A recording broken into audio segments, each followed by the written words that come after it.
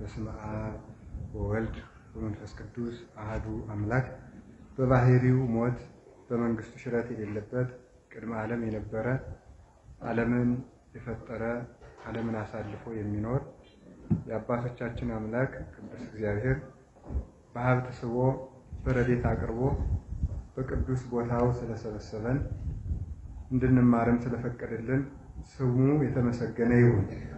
የድህነታችን ምክንያት የሆነችን የሃይማኖታችን መስታወት እናታችን ቅድስት ድንግል ማርያም ወላዲተ አምላክ የዳንበት ድህነታችን የተፈጸመበት ቅዱስ መስቀሉ ቅዱሳን መላእክት፣ ቅዱሳን ነቢያት፣ ሐዋርያት፣ ሰማዕታት፣ ደናግል፣ መነኮሳት የነሱም ስማቸው እግዚአብሔር ያከበረው ስማቸው የተመሰገነ ይሁን። በረከታቸው ይደርብን።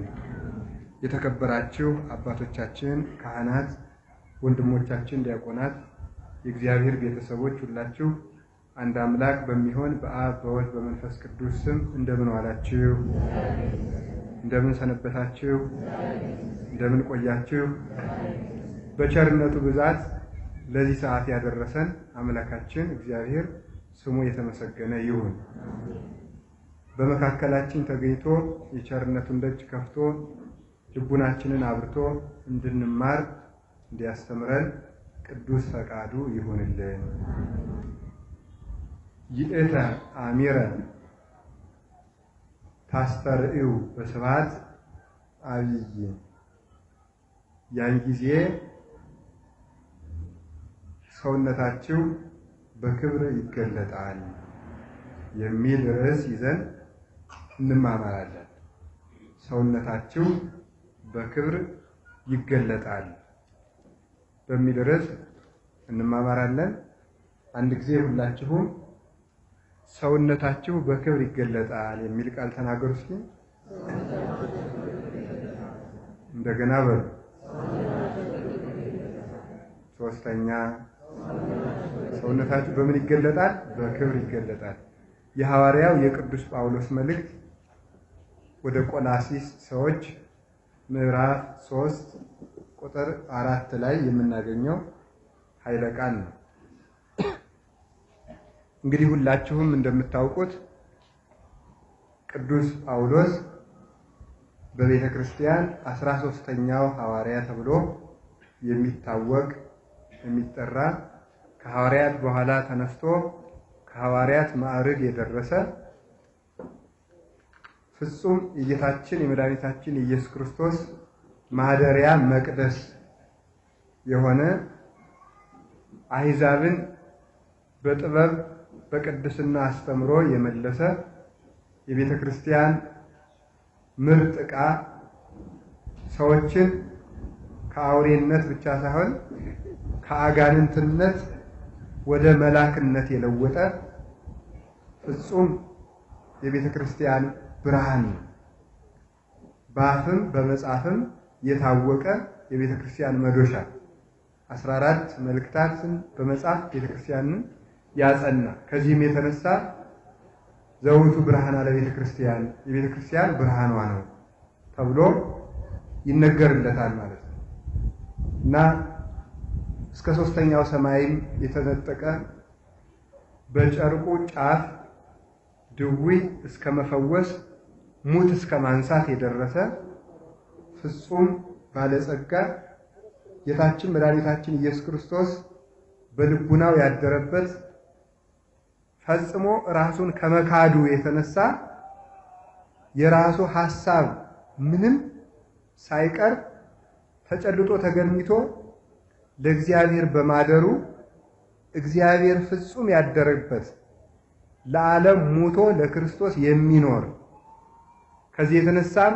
ልሳነ እፍረት የክርስቶስ መዓዛ ተብሎ የተጠራ ነፍስና ስጋን መዶሻ 7 ማዕድናትን አንድ አድርጎ ቀጥቅጦ አንድ ምርጥ ዕቃ አድርጎ እንደሚሰራቸው ነፍስና ስጋን ሰውና መላእክትን ሰውና እግዚአብሔርን ሕዝብና አሕዛብን ያስታረቀ የቤተ ክርስቲያን ምርጥ ዕቃ ልባም ዕቃ በዚያውም ዘንድ በተከበረ ዕቃ የተከበረ ገንዘብ እንዲያኖርበት ነዋዮሙ ለነዳያን የሚባል የዓለም ሁሉ ገንዘብ ተብሎ የሚጠራው የሁላችን ገንዘባችን የሚባለው ክርስቶስ ያደረበት በአማን ጸዋሪ እግዚአብሔር ለባሴ እግዚአብሔር በእውነት እግዚአብሔር ያደረበት በእውነት እግዚአብሔርን የተሸከመ የእግዚአብሔር ምርጥ ዕቃ ተብሎ የሚጠራ ነው።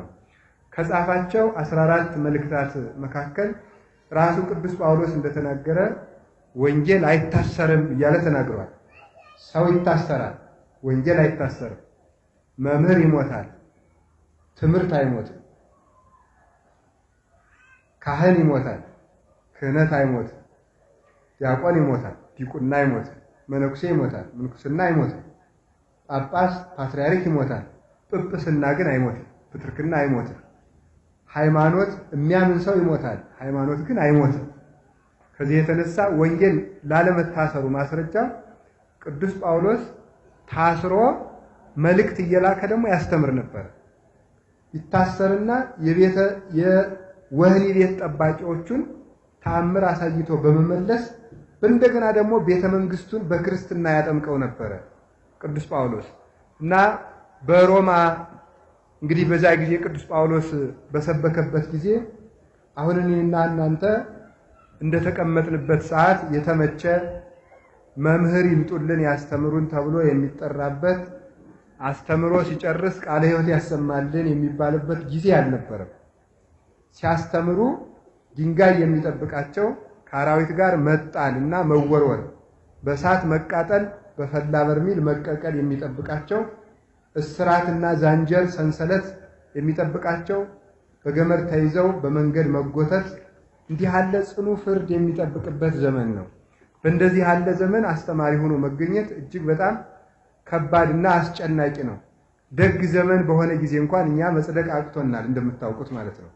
እና ቅዱስ ጳውሎስ ታስሮ በነበረበት ጊዜ እነዚህ የቆላሲስ ሰዎች የሚባሉትን እሱ አላስተማራቸውም። ነገር ግን ኤጳፍራስ የሚባል ደቀ መዝሙሩን እሱ ሲታሰር እሱ ወዳልደረሰበት ቦታ ደቀ መዝሙሩን አስተምር ብሎ ሰደደው። ቅዱስ ጳውሎስ ይችን ቦታ በእግር አልረገጣትም ታስሮ ሳለ። ኤጳፍራስን ልኮላቸው አስተምሮ ሲሄድ ቅዱስ ጳውሎስ ይቅርታ በሌላ ቦታ እያስተማረ እያለ ኤጳፍራስን ደግሞ ወደ ቆላሲስ ሀገር ላከው። ቆላሲስ የምትባለው በሶሪያ አጠገብ ያለች ሀገር ናት። ኤጳፍራስ ሂዶ ሲያስተምራቸው መምህርህ ቅዱስ ጳውሎስ እኮ ወደ ሌላ ሀገር ደግሞ ትምህርት ለማዳረስ ሄደ ብለው ይነግሩታል። መምህሩን ይወድ ስለነበር እሱም ተከትሎ ጥሏቸው ሊሄድ ሲል እነሱን እንዴት አድርጋቸው ሄዳለሁ ብሎ አክርጳ የሚባለውን ሰው በኤጲስቆጶስነትና በመምህርነት ሹሞላቸው ሄደ። እንግዲህ ብላችሁ ስሙ። ቅዱስ ጳውሎስ ኤጳፍራስን አስተማረ። ኤጳፍራስ አክርጳን ደግሞ ሾመላቸው። በኋላ ሰይጣን ምን ጊዜም የስተት ምክንያት ይፈልጋል። ሰዎችን ለማጥፋት ለስተት ምክንያት የሚሆን ነገር ለማንሳት ቀዳዳ ይፈልጋል።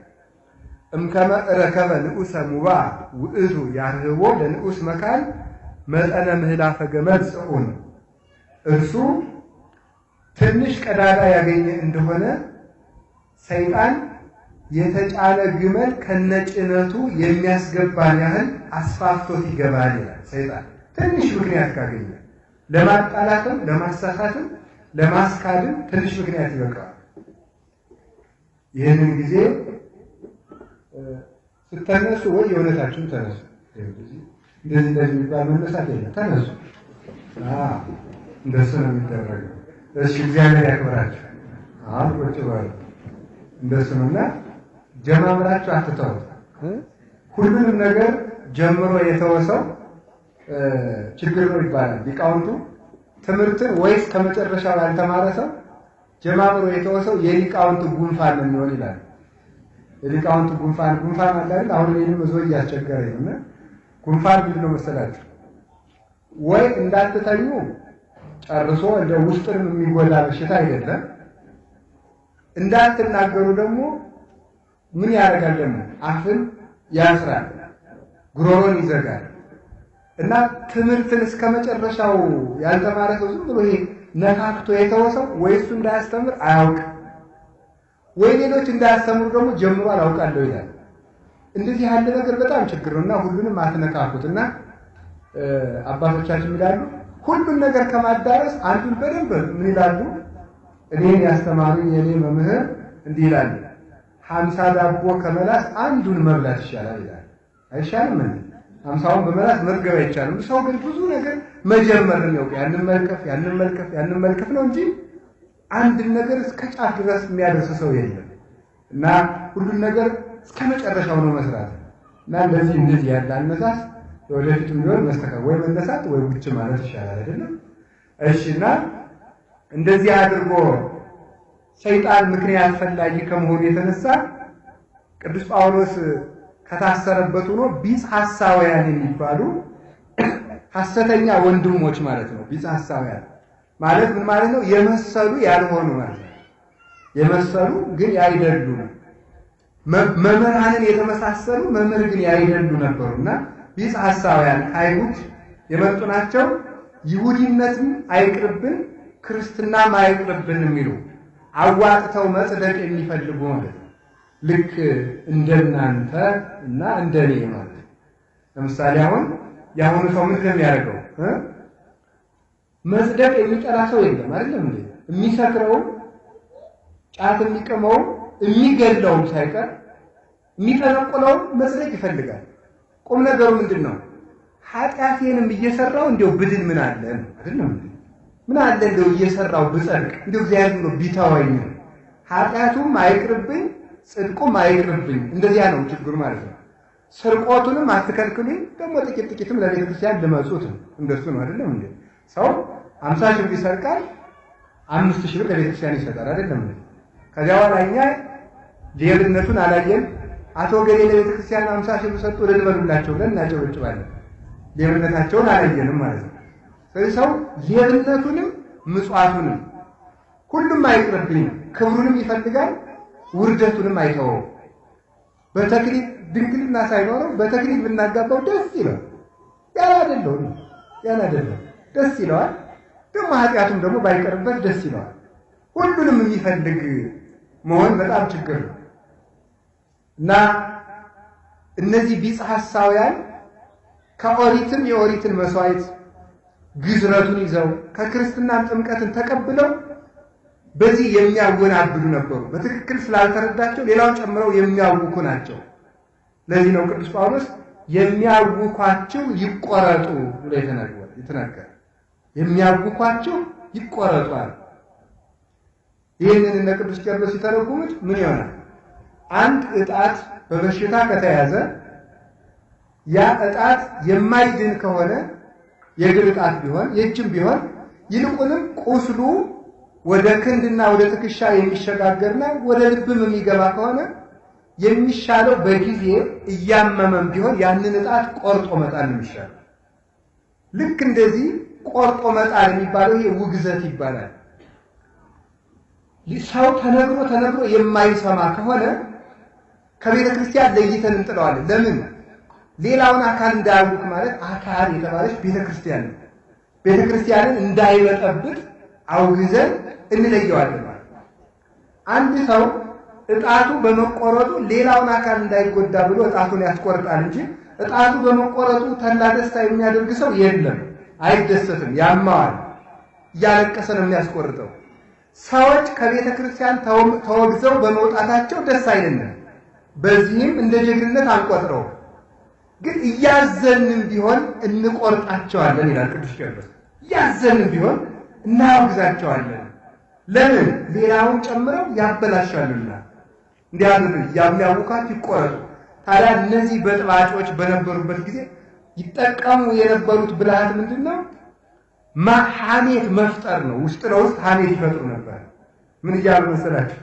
እናንተ እኮ ከዋናው መምህር አልተማራችሁም። ዋናው መምህር ማን ነው?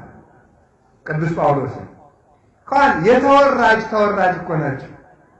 ራሱ ቅዱስ ጳውሎስ ተወራጅ ነው። ተመልከቱ፣ ክርስቶስ ሐዋርያትን አስተማረ፣ ሐዋርያት ጳውሎስን አስተማሩ፣ ጳውሎስ ኤጳፍራስን አስተማረ፣ ኤጳፍራስ አክርጳን አስተማረ። ስለዚህ እናንተ የተወራጅ ስለሆናችሁ ትምህርታችሁ ዲቃላ ሕግ ነው። ወንጌሊቱም ያለ ኦሪት ጥምቀታችሁ ያለ ግዝረት አይረባም አሏቸው። እነዚህን ለማስተካከል ቅዱስ ጳውሎስ በእስር ቤት ውስጥ እያለ ጽፎ ለቢጽ ሐሳውያን መልስ እንዲሆናቸው ጽፎ ሰዶላቸዋል። በቢጽ ሐሳውያን እንዳይደነጋገሩ ነው። በመጀመሪያው እስሩ ቲኪቆስ በሚባል ሰው አማካኝነት ጽፎ ሰዶላቸዋል። የቅዱስ ጳውሎስ በረከቱ ይደረብን። ብጥብጥ በተነሳ ጊዜ የሚያረጋጋ መምህርን አያሳጣን። ሁከትን እንዲህ አድርጎ ቅዱስ ጳውሎስ አራቀ።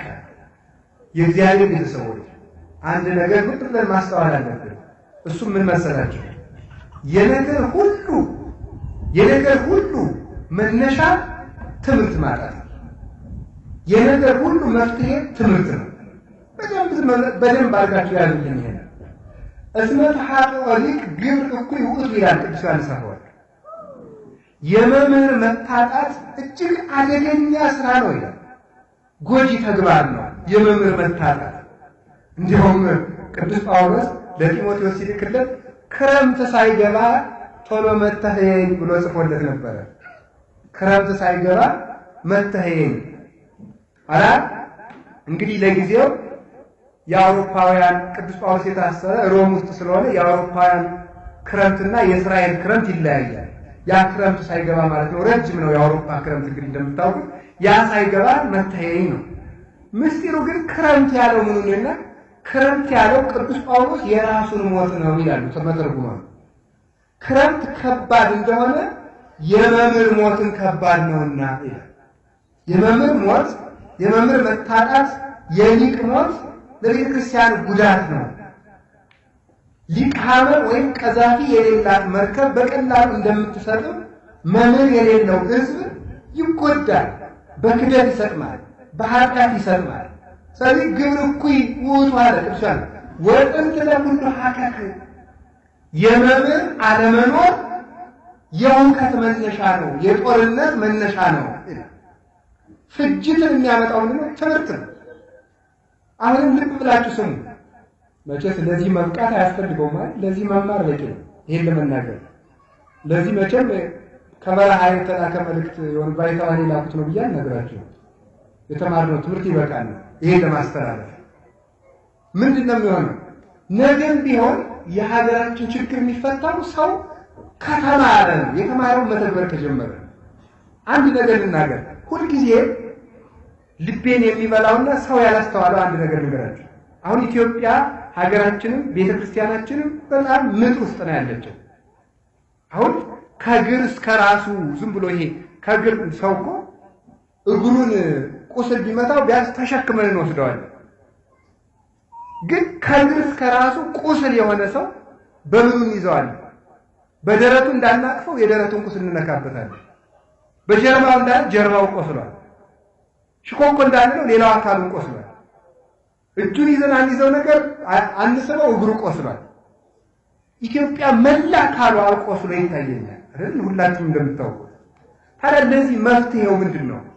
በዚህ ጊዜ ጌታችን መድኃኒታችን ኢየሱስ ክርስቶስ ለስም አጠራሩ ክብር ምስጋና ይግባውና እርሱ ሰው ሆኖ በመጣበት ጊዜ አሁን ኢትዮጵያ ላይ ያለው ችግር ነበረ።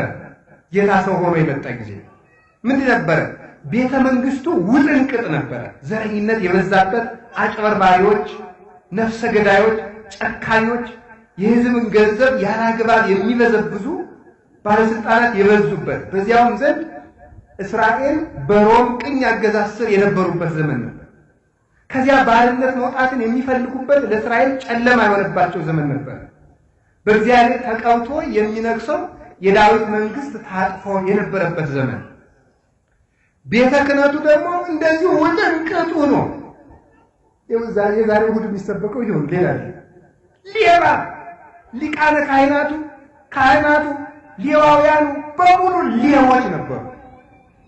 ከህዝቡ መስዋዕት ለውጠው የሚበሉ ለእግዚአብሔር መስዋዕት አምጣ ብለው ከሩቅ ሀገር በሬ እየነዳ ሲመጣ ከርቀቱና ከቀኑ ብዛት የተነሳ ምን ይሆንበታል መሰላችሁ? በሬው ይከሳበታል። ከዛ ምን ይሉታል?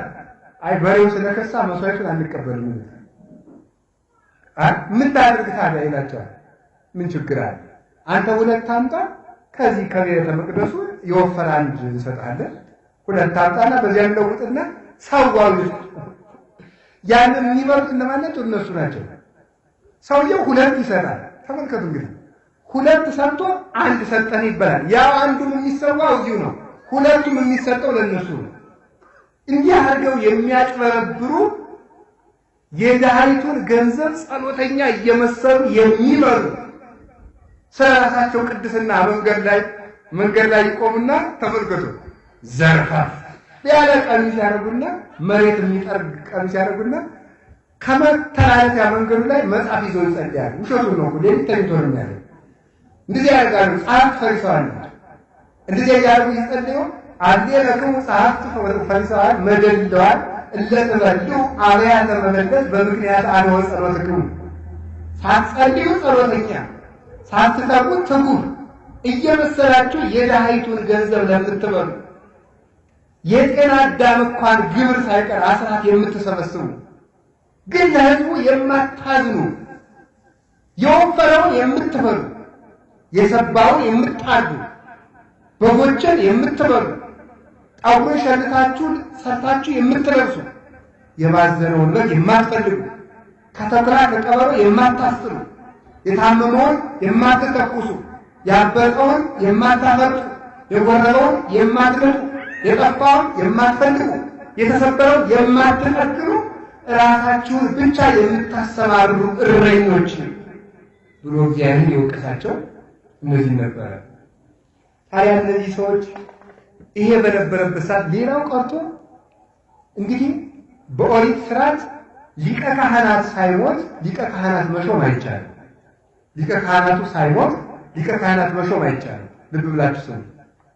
አይሁድ ግን ሕጉን ሽረው ለዘመኑ ፖለቲካ በሚመች አካሄድ ሁለት ሊቀ ካህናትን ሽመው ነበር። ከሕግ ውጭ ከኦሪት ውጭ ሊቃውንቱ ያግዙኛል ይኔታሉ። ዘእብሬቱ ይእቲ ዓመት ይለዋል። ለምሳሌ ቀያፋ የቀያፋ ተራው ነበር ይላል። ተራው ለምን ተባለ? ሊቀ ካህናትነት ተራው ሁለት ሽመው ነበር ማለት ለምን? ከቄሳሩ ነገር የሚያቀብል ለመንግስት የተመቸ ሥርዓተ መቅደሱን ግን የሻረ ነገር አመላላሽ የሆነ ሰው ያስፈልግ ነበር። ሁለት ሊቀ ካህናት ሽመው የቤተ መቅደሱን ሥርዓት ሁሉ ሽረውት ነበር። ቤተ መቅደሱን ሁሉ መነገጃ አድርገውት ነበር። ሁልጭ አድርገው ርግብ ይሸጣል ከቤተ መቅደስ፣ በሬ ይሸጣል፣ ወይፈን ይሸጣል። ቤተ መቅደሱ ንግድ ቤት ሆኗል። በቃ መሸቀጫ አድርገውታል።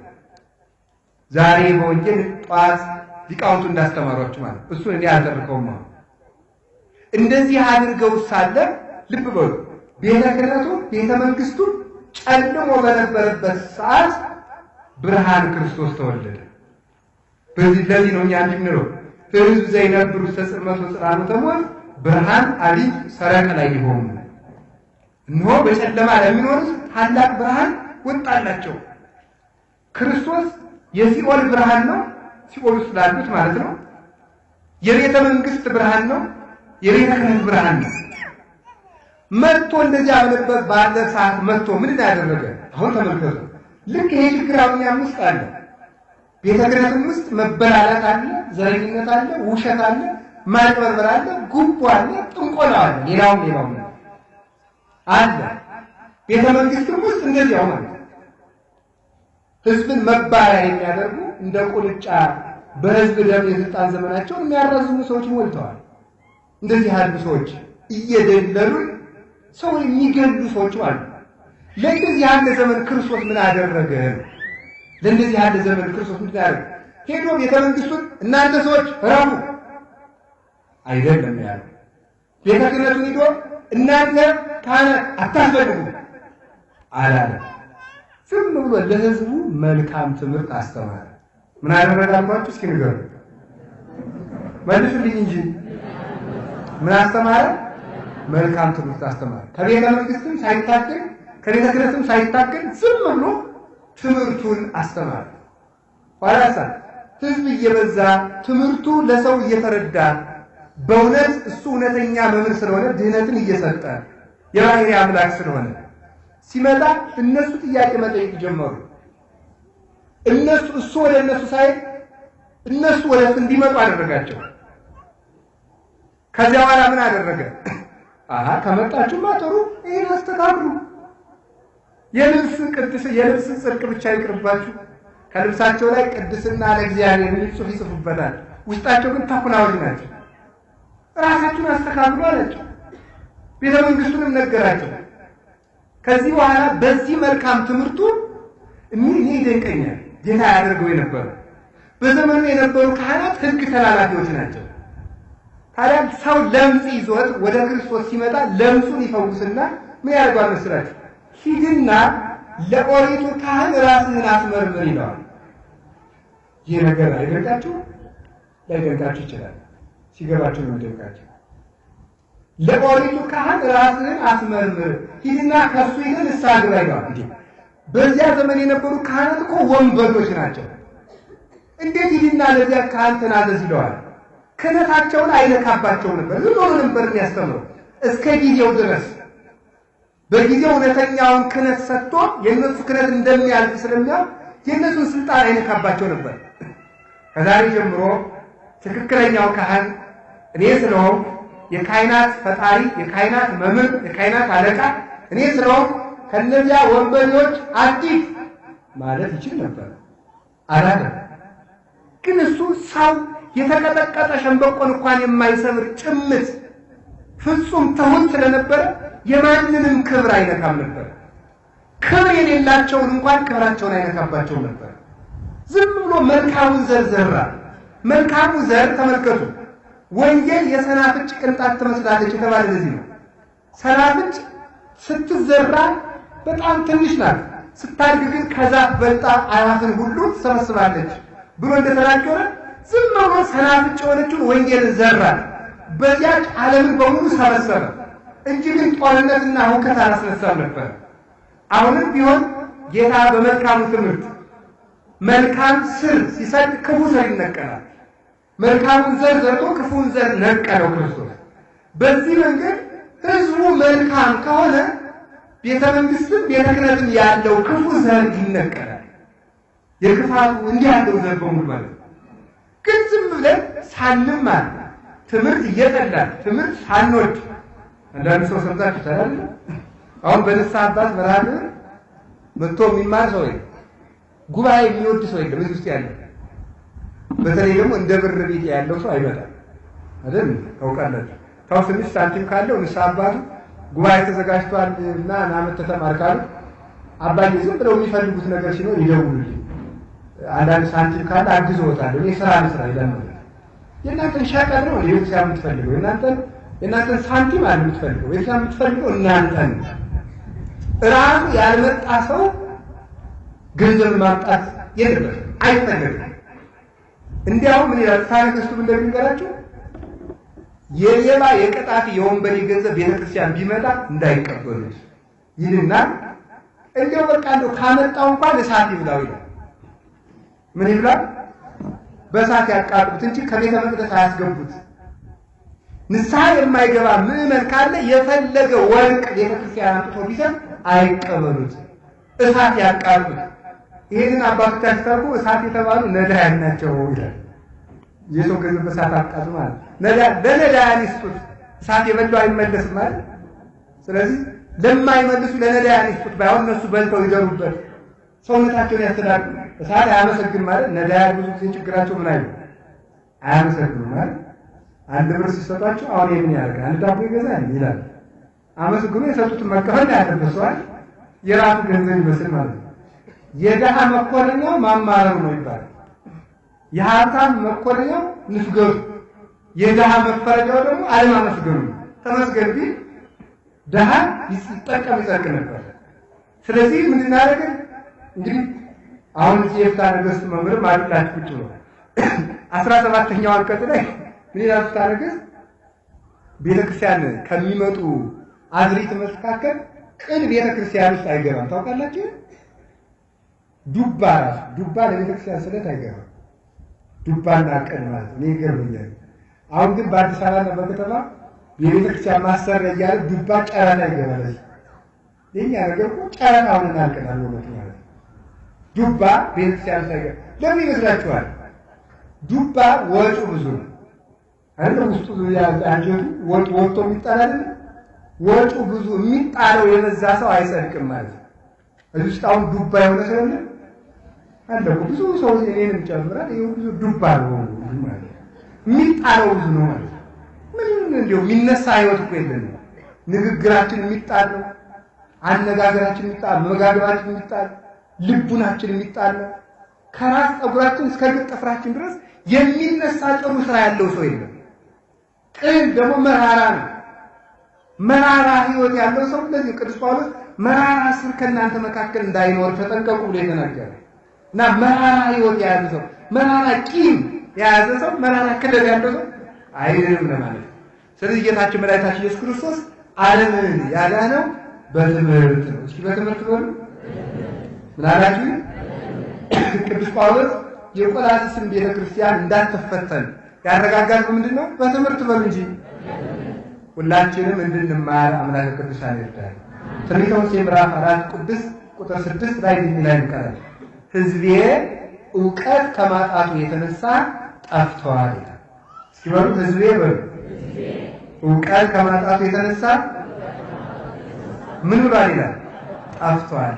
ሁሉም ሰው ጠፍቷል። አሁን ከቤተ መቅደስ እስከ ውጨኛው ክፍል ያለው ትቢያ ወርሶና ያለው ለምን የጠፋ ነው? አንማርም በእውነት ማለት ነው። አዋቆች አይደለም እና ስለዚህ ለትምህርት ጊዜ ስጡ ለማለት ነው።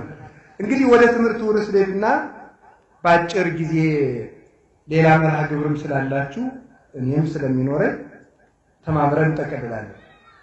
ርዕሳችን ምንድን ነበረ? ወአመ ይመጽእ ክርስቶስ ይታወቅ ሕይወትክሙ። ክርስቶስ በመጣ ጊዜ ሕይወታችሁ ያን ጊዜ ይታወቃል። ይእተ አሚረ ታስተርእዩ በስብሐት አብይ። ያን ጊዜ ክርስቶስ በመጣ ጊዜ በክብር ትገለጣላችሁ ማለት ሰውነታችሁ ከብሮ ይታያል። ክብር የምታገኙት ጌታችን መድኃኒታችን ኢየሱስ ክርስቶስ ሲመጣ ነው። የዚያን ጊዜ የሰውነት ሙሉ ክብራችሁ ያን ጊዜ ይገለጣል ብሎ የክርስትናን ተስፋ ነግሯቸዋል። የሰው ክብሩ ሰው ሲመጣ የሚያገኘው ተስፋ ነው። መብል የሰው ክብር አይደለም። መጠጥ የሰው ክብር አይደለም። ስልጣን የሰው ክብር አይደለም። ወይም ሹመት ወይም እንዲህ ያለው ነገር ሁሉ የሰው ክብር አይደለም። ቤት ንብረት የሰው ክብር አይደለም። የሰው ክብር ክርስቶስ ሲመጣ በከበረ ሰውነት መነሳቱ ነው። ትንሣኤውንም እንዲታል አባቶቻችን ትንሣኤ ዘለክብር፣ የክብር ትንሣኤ ይሉታል። ክብራችን የምንቀበልበት፣ ዋጋችን የምንሸለምበት፣ አክሊላችን የምንቀዳጅበት፣ የዘራነውን የምናጭድበት ያን ጊዜ ሙሉ ዋጋ የምናገኘው ይህ መቼ ነው ስትሉ ክርስቶስ ሲመጣ ነው። ስለዚህ ሰው ከብሮ ይታያል። እንዴት ብሎ? የሚፈርሰው ስጋችን የማይፈርስ ሆኖ፣ የሚደክም ስጋችን የማይደክም ሆኖ፣ የሚራበው ስጋችን የማይራብ ሆኖ፣ የሚታመመው ስጋችን የማይታመም ሆኖ፣ የሚለወጠው ስጋችን የማይለወጥ ሆኖ አድሎ በሌለበት እገሌ ገብረ ሥላሴ መልከኛ ነው፣ ገብረ ማርያም ግን እስከዚህም ነው። ወለተ ሥላሴ ውብ ናት፣ አስካለ ማርያም ግን እንዲያው ናት መባል የለም። በመንግስተ ሰማያት ሁሉም ሰው እኩል መልከኛ ይሆናል። ሁሉም ሰው ውብ የሚሆንበት ቀን ክርስቶስ የሚመጣበት ቀን ነው። የዛለ ጆሮ ተለቅ ያለ፣ ጆሮ አነስ ያለ፣ አይኑ ጥሬ ብር የመሰለ፣ አይኑ መርፌ የሚያህል የሚባል ሰው የለም። የዛን ጊዜ ሁሉም ሰው ውብ ነው። ሁሉም ሰው አንድ መልክ ያለው ማን ይመስላል? ክርስቶስን ይመስላል። አጭር ረጅም የለም። የዛን ጊዜ ሽማግሌ ወጣት የለም። ወንዱም የ30 ዓመት ጎልማሳ ነው የሚሆነው፣ ሴቷም የ15 ዓመት ወጣት ሆና ነው የምትነሳው። ሁሉም ሰው አዳምን አክሎ ይነሳል፣ ሔዋንን አክላ ትነሳለች። አንድ ብርሃን ይኖረናል፣ ያም ክርስቶስ ነው። አንድ ምግብ ይኖረናል፣ ያም ክርስቶስ ነው። አንድ ልብስ ይኖረናል፣ ያም ክርስቶስ ነው። አንድ ሀገር ይኖረናል፣ ያም ክርስቶስ ነው። አንድ መዓዛ ይኖረናል፣ ያም ክርስቶስ ነው። አንድ ሕይወት ይኖረናል፣ ያም ክርስቶስ ነው። አንድ ውበት ይኖረናል፣ ያም ክርስቶስ ነው። አንድ ክብር ይኖረናል፣ ያም ክርስቶስ ነው። አንድ አክሊል ይኖረናል፣ ያም ክርስቶስ ነው። አንድ ርስት ይኖረናል። ያም ክርስቶስ ነው። እሱን ወርሰን ከብረን እንኖራለን።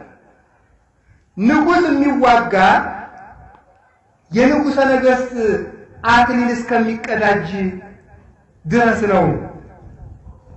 ተመልከቱ፣ አክሊል እስከሚቀዳጅ ድረስ ነው። ንጉሥ ዘውድ ከደፋ በኋላ ውጣ ውረድ የለበትም። የመጨረሻ ክብሩ የንጉሥ የመጨረሻ ክብሩ ዘውዱ እንደሆነ የሰው የመጨረሻ ክብሩ መንግሥተ ሰማያት ናትና መንግሥተ ሰማያትን አክሊል አላት ይላል ሊቃውንቱ ሲተረጉሙ። መንግሥተ ሰማያትን አክሊል አላት። ክርስቶስ ይባላል፣ አክሊለ ሰማያት ይባላል። ሰው መጨረሻ ላይ የመንገሱ ምልክት የንጉሠ ነገሥትነቱን ዘውድ እዚህ ላይ መድፋት ነው። የሰው የመጨረሻ ክብሩ ክርስቶስን ማግኘቱ ነው።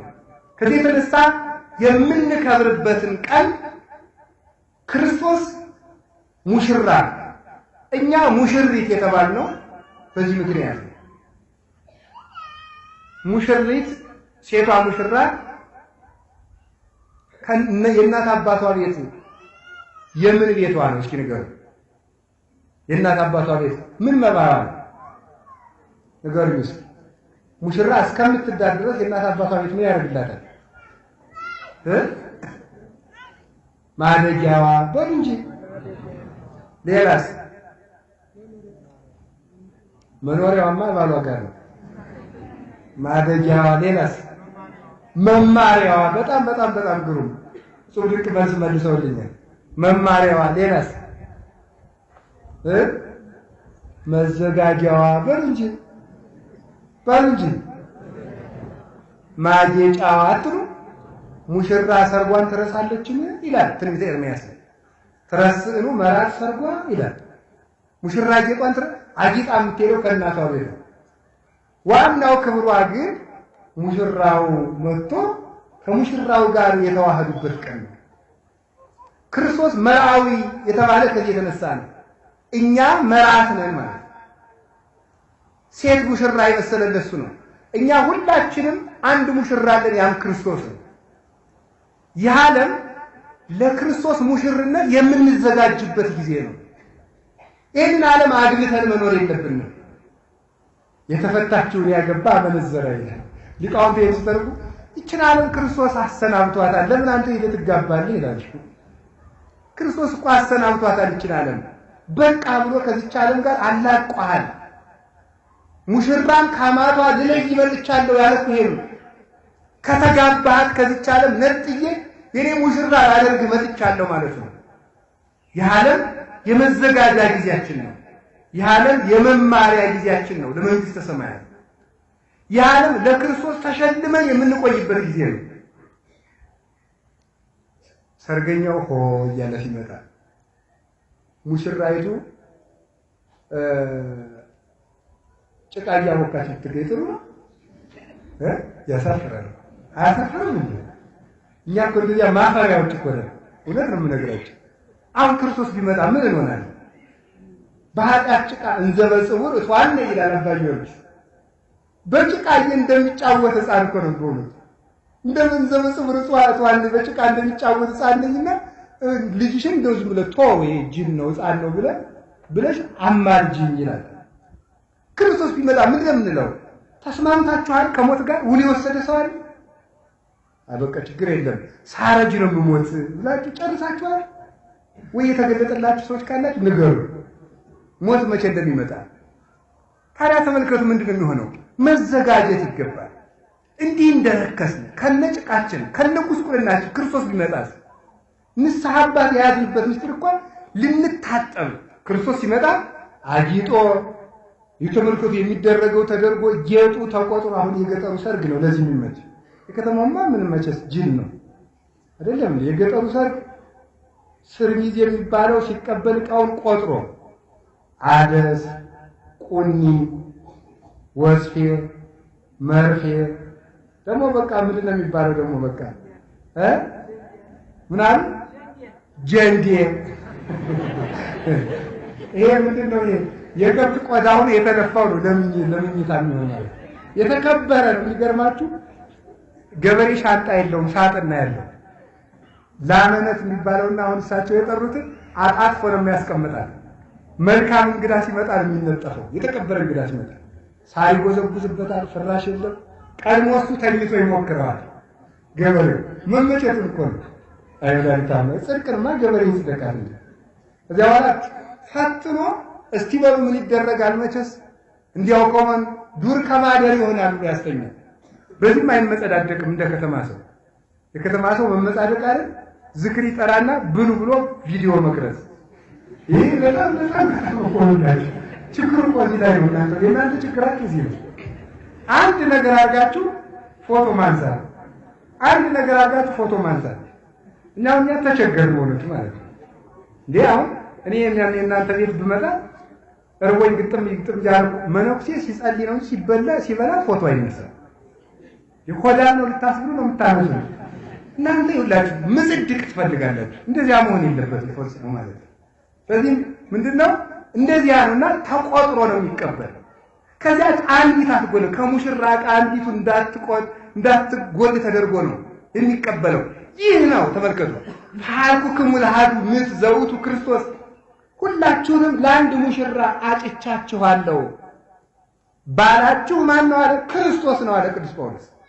እኛ የክርስቶስ ሙሽሮች ነን። ማጌጥ አለብን፣ በቅድስና መኳል አለብን። ምን ነው የምንኳለው? ወንጌል ናት ኩላችን። አንተ አያለው ትላለህ እውር ነህ ይላል ራዕየ ዮሐንስ ምዕራፍ 3 ላይ። የኔን ኩሉ ሰድ ወንጌል ይላሉ አባቶቻችን። ለብሻለሁ ትላለህ እርቃንህን ነህ፣ የኔን ልብስ ሰድ ልጅነት ናት። ወይ አልቀዘቀዝክ ወይ አልሞቅ። ተመልከቱ ዝም ብለህ እንደው ለብ ያልክ እንደ ፊት ውሃ ይላል። የፊት ውሃ መካከለኛ ነው። የፊት መታጠቢያ ዝም ብሎ በደንብ ቢያፈሉት ያበልዛል ፊት። በቀዝቃዛው ደግሞ ቢያረጉት እንደው በውርጩ ደግሞ ይሸበሽባል ፊት። ለብ ያለ ይሁን ለብ ያለ ክርስትና እንደዚህ ያለው ሊቃውንቱ ምን ይብሎ ተርጉሞታል። ትርጓሜያቸው ላይ እንዳያስተምር ያልተማረ እንዳያስተምሩት መማር የማይፈልግ በጣም ችግር እኮ ነው። ይሁንት ጠባይ የሌለው በሽተኛ አስቸጋሪ እኮ ታሟል። መድኃኒት ሲሰጡት ደግሞ በሙጥ የሚል ከሆነ ምን ይደረጋል? ይህ በጣም ችግር እኮ ነው። ቢያንስ ተመልከቱ፣ እርቱ ተመልከቱ፣ ከመልኩን ተመልከቱ። ምውቀው ማቆሰ ቆሪራ እንዲው ወይ ቀዝቅዝ ወይ ሙቅ ይላል መጽሐፍ። ወይ ቀዝቅዝ ማለት ወይ ደንቆሮ ነኝ በል፣ ወይ ሙቅ ማለት ደግሞ ወይ ደግሞ ያወቅ ከሆነ ስትሰራውኒ ስታስተምረውኒ ካወቀው በስራኒ ካላወቀው ደግሞ ቀዝቅዝ ማለት ደንቆሮ ነኝ በል። እናሙቅ እንዳናሞቅ ሙቅ ያለው ትላለህ። ስናይ ደግሞ ቀዝቃዛ ነህ። ሙቀት ሃይማኖት የተነሳ ለዘብተኞች ቤተክርስቲያን በሚደርስባት ችግር ምንም የማይሰማ ወንበዴ ቤተክርስቲያንን ሲቀልድባት ማንም እኮ ነው ቤተክርስቲያንን እየዘረፋት ያለ ይታወቃላችሁ እንዴ? ማንም እዚህ ውስጥ ምን ቢከፋችሁ ባይከፋችሁ ነው የሚጨነቀኝ። ከእናንተ የምፈልገው ነገር የነፍሳችሁ ድነት ብቻ ነው። እንዳትጠሉ ብዬ የምጠነቀቀው ነገር የለም እንዴ? አስራት የሚሰበስቡ አስራት የሚያስወጡ መምህራን፣ አጥማቂዎች፣ ባይታውያን አሉ እኮ። አስራት ከግለሰብ ገንዘብ እየተዋጣ ደሃ ቤተክርስቲያን እየተቸገረ ለካህናት ደሞዝ የሚከፍለው አጥቶ ገንዘብ እየተሰበሰበ ወደ እነሱ የሚላክላቸው አለ። እንዲህ የሆነው ከምን የተነሳ ይመስላችኋል? በድንቁርናችን ምክንያት። ከደጋፊነት መውጣት አለባችሁ። የክርስቶስና የቤተክርስቲያን ተከታይ መሆን አለብን እንጂ የማንም ተከታይ ሆኖ የለባችሁ። ሰው ለመዳን ንስሐ አባቱ በቂ ናቸው። ከዚያ ውጭ አባ ገሌንም ማዊ ገሌንም መከተል አያስፈልገውም። መከተል ከፈለጋችሁ ደግሞ ተክለ ሃይማኖትን ተከተሏቸው፣ ገብረ መንፈስ ቅዱስን ተከተሏቸው፣ አቡነ አረጋዊን ተከተሉ፣ ቅዱሳን ሰማዕታትን ተከተሏቸው፣ ሐዋርያትን ተከተሏቸው። እነሱን ከተከተሏችሁ ከመልካም በጎ ምግባራቸው ያደርሷችኋል። ሩጫውን ያልጨረሰ በስጋና በደም ያለ ግን መጨረሻው አያምርም። ስለዚህ ሁላችንም ምን መሆን አለብን? መስተካከል፣ ለምንከብርበት ጊዜ መዘጋጀት አለብን። እናጊት፣ እንታጠብ፣ እንማር፣ እንወቅ፣ እንዘጋጅ። ወደ ተሰለ እግዚአብሔር ግብረ ተመጽእ ከመስራት ያልተባለ የእግዚአብሔር ቀን ድንገት እንደ ሌባ ትመጣለች። ሌባ ስንት ሰዓት ይመጣል? ምረቱ 21 ሰዓት ከምሽቱ ለ2 ሰዓት ሐመሩ 3 ሰዓት ማ4 ሰዓት ሰ5 ሰዓት ረ6 ሰዓት ሰ7 ሰዓት ሸ ነው 8 ሰዓት ቀ 9 ሰዓት በ10 ሰዓት ስንት ሰዓት ይመጣል? ሌባ 7 ሰዓት ሌባ ናችሁ። ስንት ሰዓት ይመጣው ሌባ? አይታወቅም። አይታወቅም ማለት በጣም ግሩ። ስለዚህ ምን እናድርግ? ስንት ሰዓት ቤታችንን እንጠብቅ? በሉ እንጂ ሌሊቱን ሙሉ በሉ እንጂ። ስለዚህ ተመልከቱ፣ ክርስቶስ መቼ ነው የሚመጣው? በ10 ዓመታችን፣ ለ20 ዓመታችን፣ ሐመሩ በ50 ዓመታችን መቼ ይመጣል? በሉ ንገሩ እናንተ ሰዎች፣ መቼ ይመጣል? አይታወቅም። ካልታወቀ እናንተ መቼ ነው የምትቆርቡት? መቼ ነው የምንስተካከለው? መቼ ነው የምንታረቀው? አልታወቀም ማለት እኮ ዛሬንም ያጠቃልላል። ዛሬ ማታም ሊመጣ ይችላል ማለት እኮ ነው። አይደለም እንዴ? ምን ዛሬ ማታ አሁንም ሊመጣ ይችላል። አሁን ከመጣ ምን ይዘን ነው የምንገኘው? የታሪክ የተዘጋጀ ነው። ከብራችሁ እንድትገኙ በክብር እንድትገለጡ ተመልከቱ። ለዚያ የሚያበቃችሁን ስራ ስሩ ሲላቸው ነው ቅዱስ ጳውሎስ ክርስቶስ በመጣ ጊዜ ክብራችሁ ይገለጣል ያለ። ሰርተን ከብረን እንድንገኝ አምላክ ቅዱሳን ይርዳል። አሜን ወልጅ። እሺ፣ ስለዚህ አንድ የተወሰነ ነገር ልጨምራችሁ። ሰው የሚከብረው በምንድን ነው የሚለውን ነገር ልናገርና እናጠቃልላለን። ሰው የሚከብረው በምንድን ነው?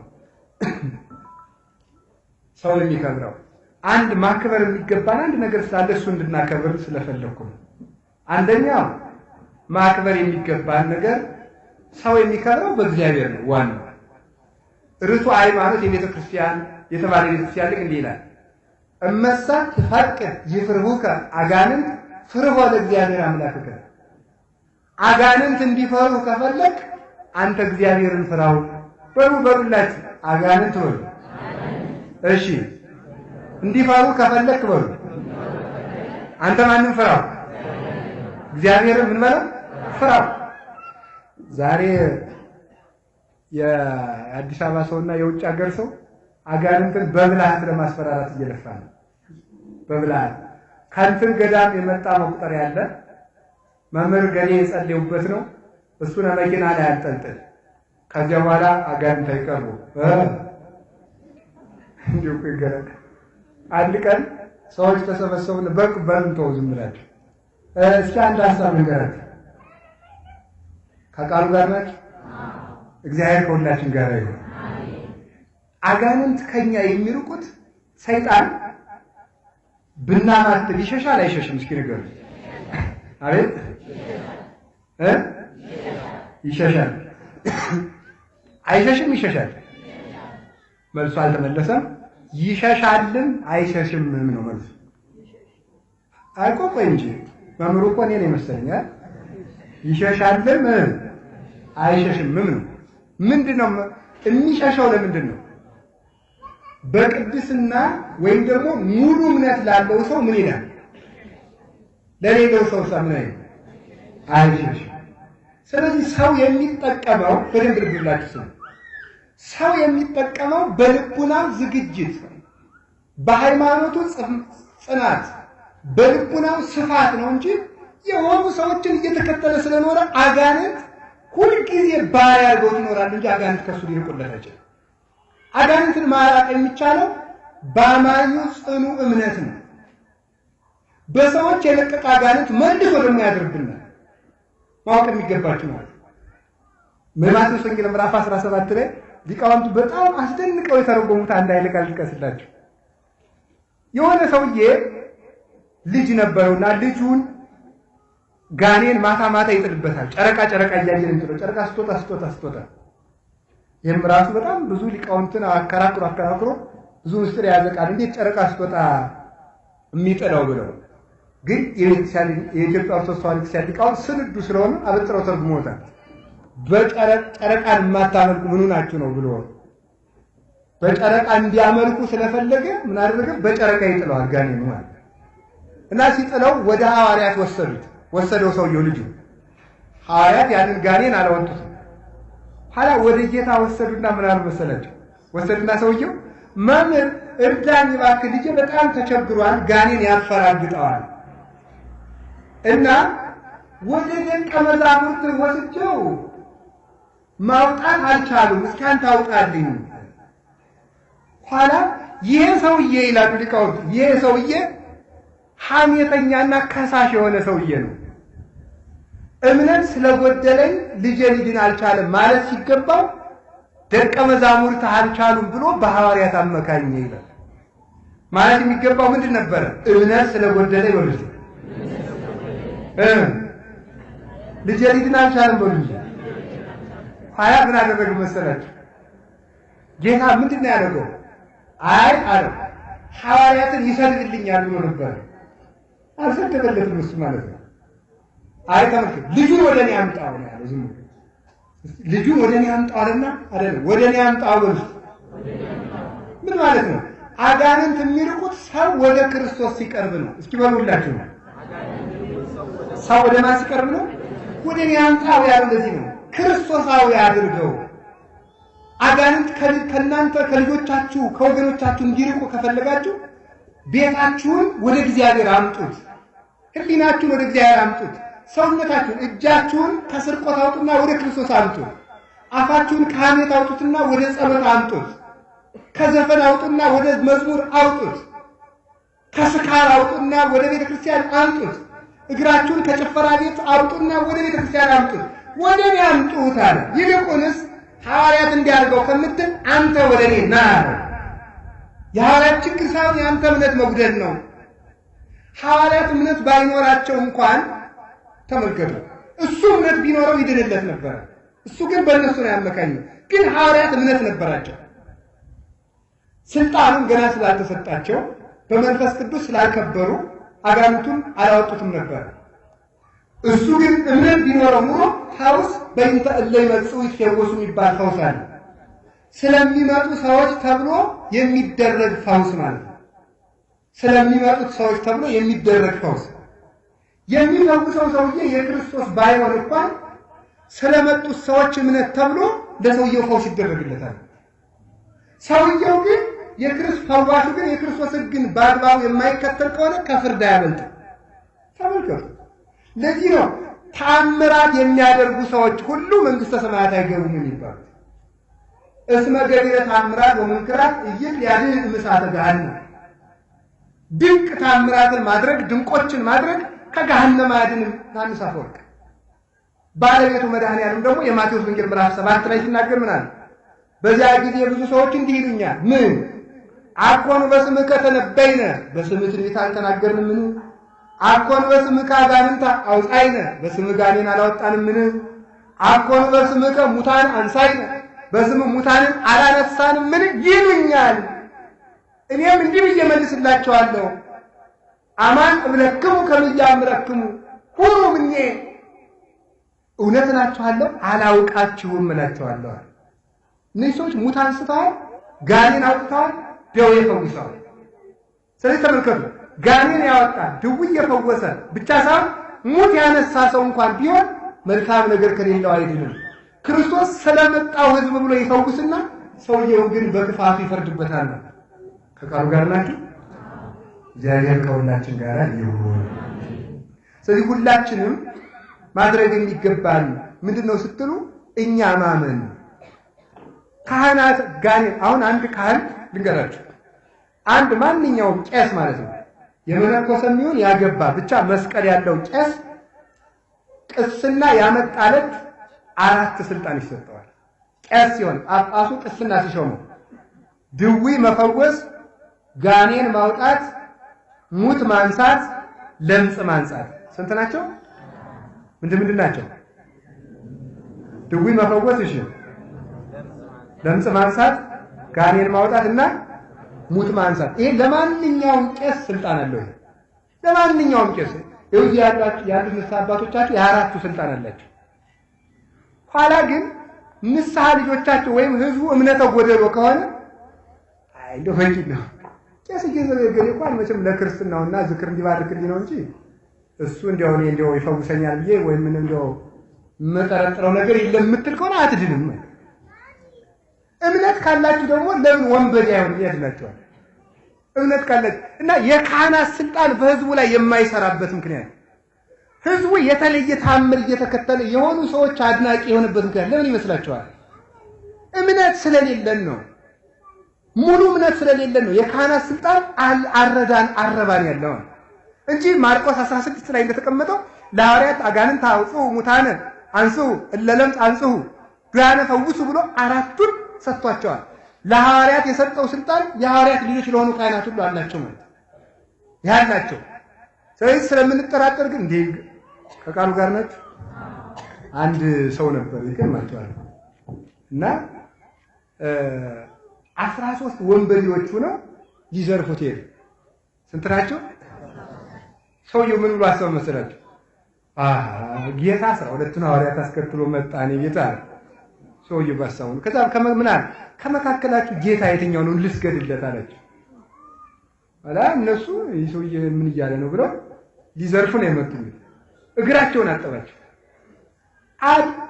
እግራቸውን አጥፎ የታመመ ሰው ነበረ። በእምነት የወንበዴዎችን ጣሪ ከታመመ ሰው ላይ ደፋው፣ ዳነለት። የወንበዴ እግር አጥቦ ማለት እሱ ምክንያቱም እሱ ሲያምን ማን ብሎ ነው ያመነው? ክርስቶስ ብሎ ነው ያመነው። ይሄን ሰውዬ ያዳነው ወንበዴ ሆኖ ክርስቶስ ነው። ክርስቶስ ነው የፈወሰው ማለት ነው። እኛ ወንበዴ የምንሆንባችሁ እንኳን እምነት ካላችሁ ትድናላችሁ። ማመን የሚገባው እሱ ነው። ይሄንን እንድናደርግ ነው ከብራችሁ እንድትገኙ ብሎ የተነገረ ለዚህ ነው። እና ማክበር የሚገባን ዋናው ክብራችን ማን ነው? እግዚአብሔር ነው። እግዚአብሔርን ከፈራን አጋንንት ይፈሩናል። ከማንኛውም ምዕመን አጋንንት ይርቃል።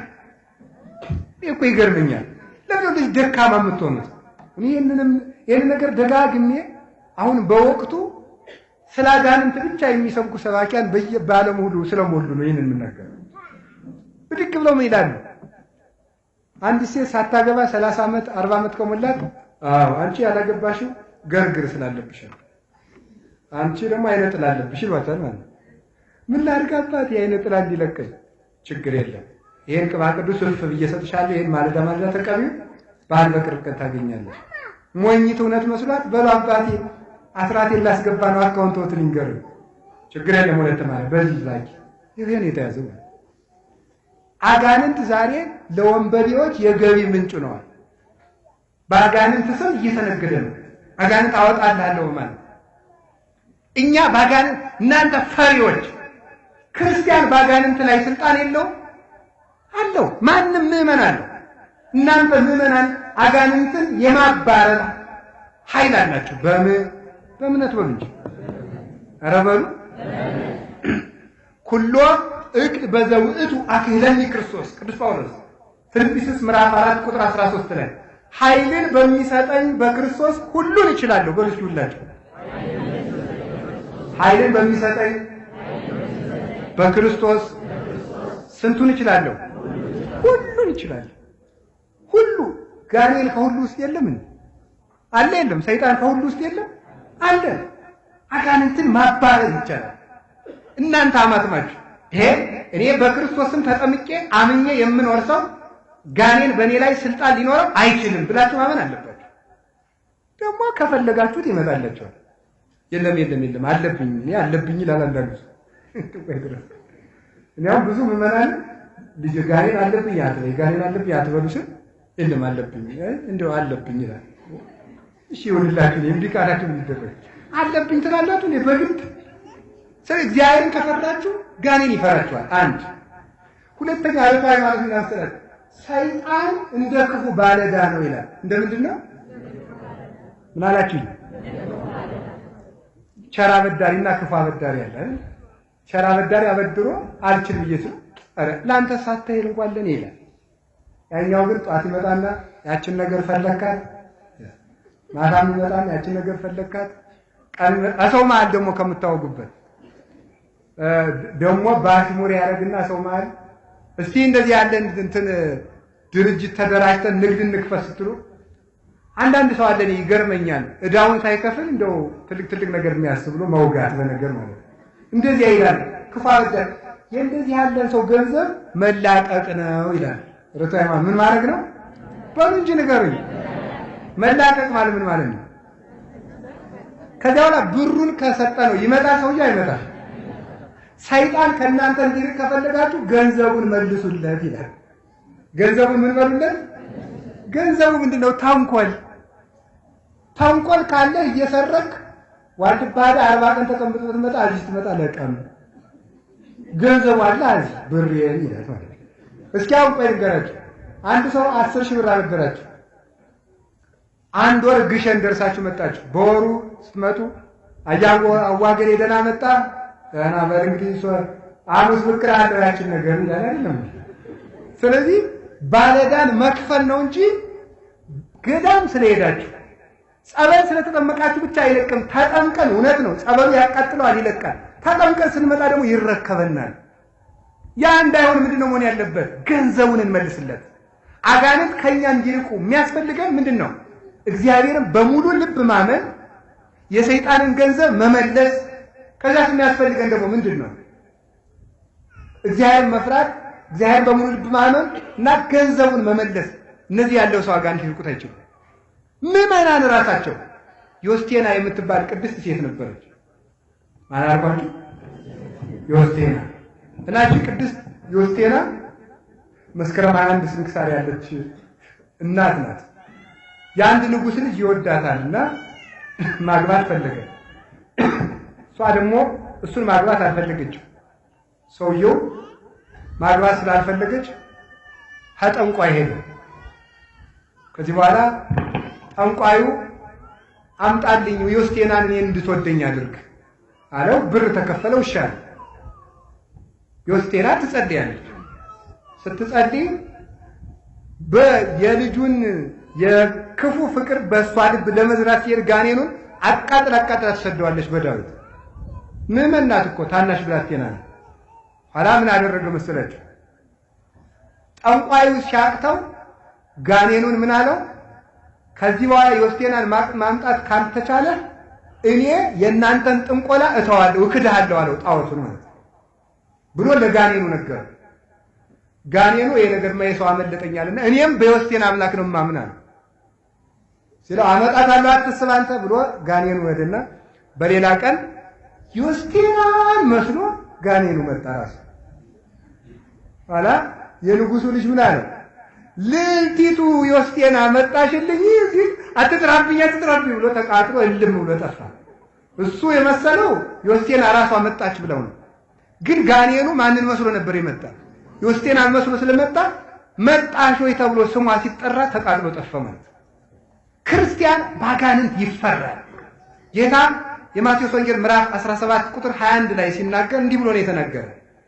ለመብክሙ ሃይማኖት መጠነ ህጠተ ሰናፊ፣ የሰናፍጭ ቅንጣት ያህል እምነት ቢኖራችሁ ወትብልዎ ለዚህ ደም ፍልስም ዘየ ተመልከቱ ሀበካሃ ይፈልስ።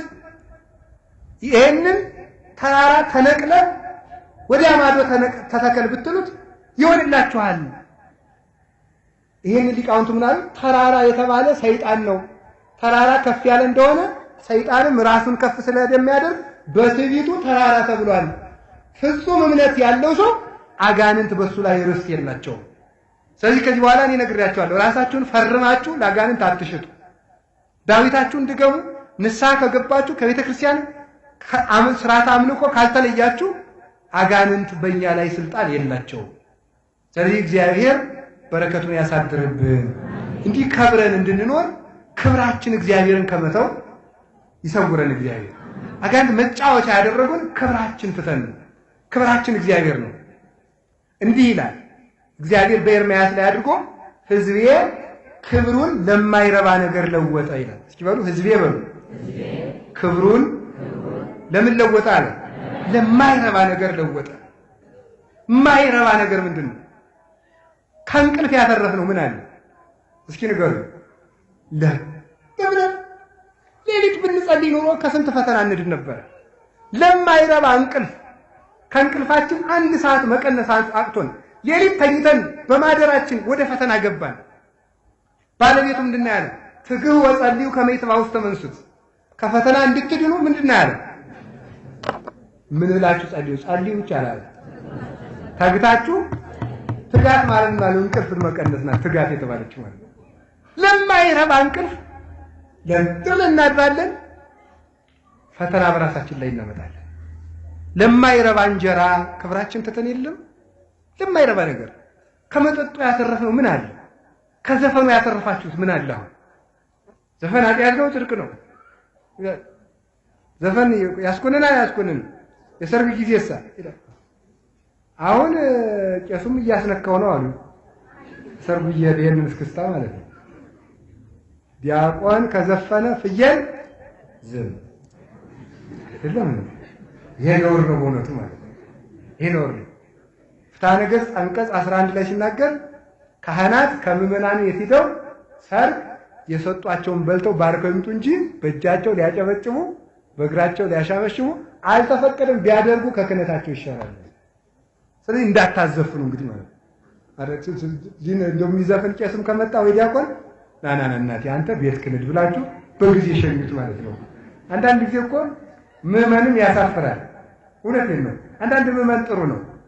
አንድ ከተማ ያሉ አባት ዝክር ባርኩልኝ ብላ ንስሐ ልጃቸው ትጠራቸዋለች። በአብይ ጾም ትጠራቸው በ5 ሰዓት ተኩል አላ አቅርባ በሉ ብሎ አባት ላይ አቀረባ ሲበሉ ነይ እናቴ ወለተ ማለት ነይ ጉሮ ይችላል አባኔ ስላስቀድስ ነው ነው እቺ መላእክት ተጫወተችብኝ አሉ። ከዚያ በኋላ ምን ያደርጋሉ ማለት ነው? ያስቀድሳሉ ማለት ጥሩ አደረገች። እንደዚህ ያለ የኢትዮጵያ ሕዝብ እኮ ደግ ነው አይደል? ደግ ናችሁ እንዳትኮሩ እንጂ ደግ ነው። ለንስሐ አባቱ ቢራ እየጋበዘ አብሮ ሰክሮ እሑድ ዶ አባቴ ሰክር ያለው ቀኖና ይስጡኝ ይላል። አብሮ ተለሰከረው ንስሐ አባቱ ማለት ነው። ይሄም ደግ ሕዝብ ነው በእውነት ማለት ነው። ግን እንደዚህ አታደርጉ። ንስሐ አባቶቻችሁ ንስሐ ልጆቻችሁን መጠጥ ቤት ይዛችሁ አትጋብዙ። እንግዲህ እነዚህ እዚህ ያሉት ካህናት ደጋጎች ስለሆኑ አይቆጡብኝም፣ ችግር የለም እና አትጋብዟቸው። እንደ ውሃጥም ግድል ያርጋቸው። ፍትልክ ብላችሁ ሆቴል ይዛችሁ አትግቡ። በቃ ምን ይሁን ከቤታቸው ከሆነላችሁ አሟሉላቸው። ከቤታቸው እንዲበሉ ማለት ነው። ከቤታቸው እንዲጠጡ አድርጉ። ደሞም ቅዱስ ጳውሎስ ይላል ደግነቱ ብናገር ችግር የለውም ማለት ምክንያቱም ከእናንተ ብር ስለማልፈልግ መናገር እችላለሁ። ተመስገን ቢሆን ኑሮ እንድንሰጠው ትሉ ነበር። አልፈልግም፣ ስለዚህ መናገር እችላለሁ። ህጉ ምን ይላል? ስለዚህ ቅዱስ ጳውሎስ ተራራ የሚያህል ስብከት ሰብከን ድንብላል ያህል አንበላ ነው ወይ ይላል። እውነት እኮ ነው አይደለም? ነገር እንጂ ተራራ የሚያህል ሰብከን ድንብላል ያህል አንበላ ነው ወይ ምን ማለት ነው? ተመልከቱ። ክርስቶስን አብልተናችሁ ቁራሽ እንጀራ መብላታችን ብርቅ ነው? ብርቅ ነው ወይስ ንገሩ? አይደለም በእውነቱ ማለት እኛ ተመልከቱ። ደግሞስ ቅዱስ ጳውሎስ እንዲህ ይላል፣ ሌላው ግብር እየተቀበለ እኛ አይገባንም ምን ይላል? ሌላው ማን ነው? ሌላው መንግስት እኮ ነው። ሌላው የተባለ መንግስት ነው። ቅዱስ ጳውሎስ ተናገረው። ለምን ሌላው የተባለ ለምን ይመስላችኋል? ሌላው አይደለም ሌላው ነው። ካልህ ማለት ነው። ሌላው ነው ያልኩት። እናንተ ሰዎች ነገረኛ ናቸው መሰለኝ። እኔ ያልኩት ሌላው ነው። ዳና ዘርዋና ያልኩት። እሺ ደግሞ እንዳታመሳሰሉት ማለት ነው። ካልኡ ነው ሌላው እና ለምንድን ነው የነሱ ግብር የሚደነቀው? አሁን መንግስት መሬት ፈጥሯል እንዴ? የመንግስት ግብር ይቀበላል። መሬትን እሱ ነው የፈጠረልን። ባልፈጠረው መሬት እሱ ግብር ከተቀበለ ተመልከቱ። ባልፈጠረው መሬት ላይ የሚሰሩ የንጉሱ ሰራዊት ገንዘብ የሚቀበል እኮ ነው። መሬትን የፈጠረው የእግዚአብሔር ወታደር እንዴት ነው እንጀራ አይገባኝም? ቅዱስ ጳውሎስ ግን መልሶ ይላቸዋል። አንደኛ ቆሮንቶስ ምዕራፍ 8 ነው። ግን ከናንተ ገንዘብ መቀበል ለኔ ውርደቴ ነው። ለምን? ስለነገርኳችሁ። አሁን ገንዘብ ብትቀበል ያችን እኮ የሰበከን እንድንሰጠው ስለምትሉኝ አልቀበልም። እንደዚህ ከማይሉኝ ከፊልጵስዩስ ሰዎች ተቀብያለሁ ይላቸዋል። ከነዚህ አቀበላለሁ፣ ከናንተ አልቀበልም። ለምን? ለሌሎች መምህራን ትምህርቱን እንድትይዙት ነው እንጂ ለኔ አይደለም እንደዚህ እምላችሁ ብሎ ይነግራቸዋል ማለት ነው። ከቃሉ ጋር ናችሁ። እግዚአብሔር ከሁላችን ጋር ነው። ሲጀመር ካህናት አንድ ካህን አሁን ካህናት እጥረት ስላለ ነው እንጂ 12 ንስሐ ልጅ ነበር የሚኖረው። 12 ንስሐ ልጅ ይኖረዋል። ለ12ቱ ይጸልያል፣ ለ12ቱ ይጾማል፣ ለ12ቱ ይሰግዳል። ቤቱን ግን የሚያስተዳድሩ 12ቱ ናቸው። በወር ደመወዝ የሚቆርጡለት ማለት ልጅ ቢወልድ ልጆቹን አሳድገው የሚድሩለት ማጫ ሰጥተው ንስሐ ልጆቹ ናቸው። እናንተ የ50 ብር ሻሽ ከሰጣችሁ መመጻደቅ በእውነቱ ማለት ነው። እኒህ ሌቦች ቤተክርስቲያን እኛ አብልተን እኛ ባለበት ናቸው ካባ እኛ እንትን ባልናቸው። ደግሞስ እግዚአብሔር እናንተ ምጥጥ ብላችሁ ብትጠፉ እኛን ማስተዳደር ያቅተዋል? እኔ እውነቴን ነው የምነግራችሁ ማለት ነው። ያቅተዋል? አሞራ አብልቶ የሚያሳድር እግዚአብሔር እኔን አያበላኝም? ለምንድን ነው የማያበላ? ስጋውን ደሙን ያልከለከለኝ መድኃኔዓለም ማታ በልተውት ጧት አሳር የሚሆን እንጀራ ይከለክለናል? እናንተ የምትሰሩት ስራስ መስራት የማንችል ይመስላችኋል? የእግዚአብሔርን ቃል የተማርን ሰዎች የእናንተን ኤቢሲዲ የሚያቅተን ይመስላችኋል? ይህንን ፈጽሞ ማሰብ ይጠበቅብና በእውነቱ አትመጻደቁ ብዬ አላችሁ። ከቃሉ ጋር ናችሁ። እግዚአብሔር ከሁላችን ጋር ይሁን። ስለዚህ ሕዝቤ በሉ ክብሩን በምን ለወጥ አለ? ለማይረባ ነገር የማይረባ ማለት ሲሞቱ ተከትሎ የማይሄድ ማለት ሲሞቱ ተከትሎ የማይሄድ ነገር ሁሉ የማይረባ ነው። ለማይረባ እንጀራ ብላችሁ ጾም ሰዓት አትሻሉ። ለማይረባ እንቅልፍ ብላችሁ ጸሎታችሁን አታቋርጡ። ለማይረባ ገንዘብ ብላችሁ እምነታችሁን አትለውጡ። ክብራችሁን አታዋርዱ። በሐሰት አትማሩ። ከቤተ ክርስቲያን አታፈግፉ። ምንም ነገር ሱስ ያለባችሁ ሰዎችም ካላችሁ ከዚህ ነገር የማተርፈው ምንድነው ማለት አለባችሁ። ምን እረባለሁ ምን እጠቀማለሁ ማለት ይጠበቅባችኋል። ትርፉን ካሰባችሁት ከኃጢአት መላቀቅም ቀላል ነው። ስለዚህ ሰውነታችሁ ከብራ የምትታየው ክርስቶስ ሲመጣ ነው ስላለ ያን ጊዜ እንድንከብር የሚያከብረንን ስራ እንድንሰራ እግዚአብሔር ይርዳን። እግዚአብሔር ይርዳን። እንድናከብረው የሚያስፈልገን አንድ ነገር ነው። በዚህ ዘመን እግዚአብሔር እንዲያከብረን እኛ በእግዚአብሔር እንድንከብር ከሚገባ ነገሮች አንድ እንድናከብረው የሚገባ ነገር አለ። እሱም ክህነት ይባላል። እስኪ ክህነት በሉ። ምን አላችሁ? ክህነት ነው። አሁን እውነት ነው የምነግራችሁ። በዚህ ዘመን ከተፈጠረብን ችግር አንዱ የችግራችን ምክንያት ክህነት መደፈሩ ነው። በጣም ክህነት እየተደፈረ ነው። በውሸት ክህነት የሚያመጡ ሰዎችም አሉ። ክህነትን የሚደፍር ህዝብን በዝቷል ማለት ነው። በሁለቱ ምክንያት ቁርባን ከተደፈረ እግዚአብሔር ደግሞ ሰውን ለሞት ይሰጣል፣ አሳልፎ ይሰጣል።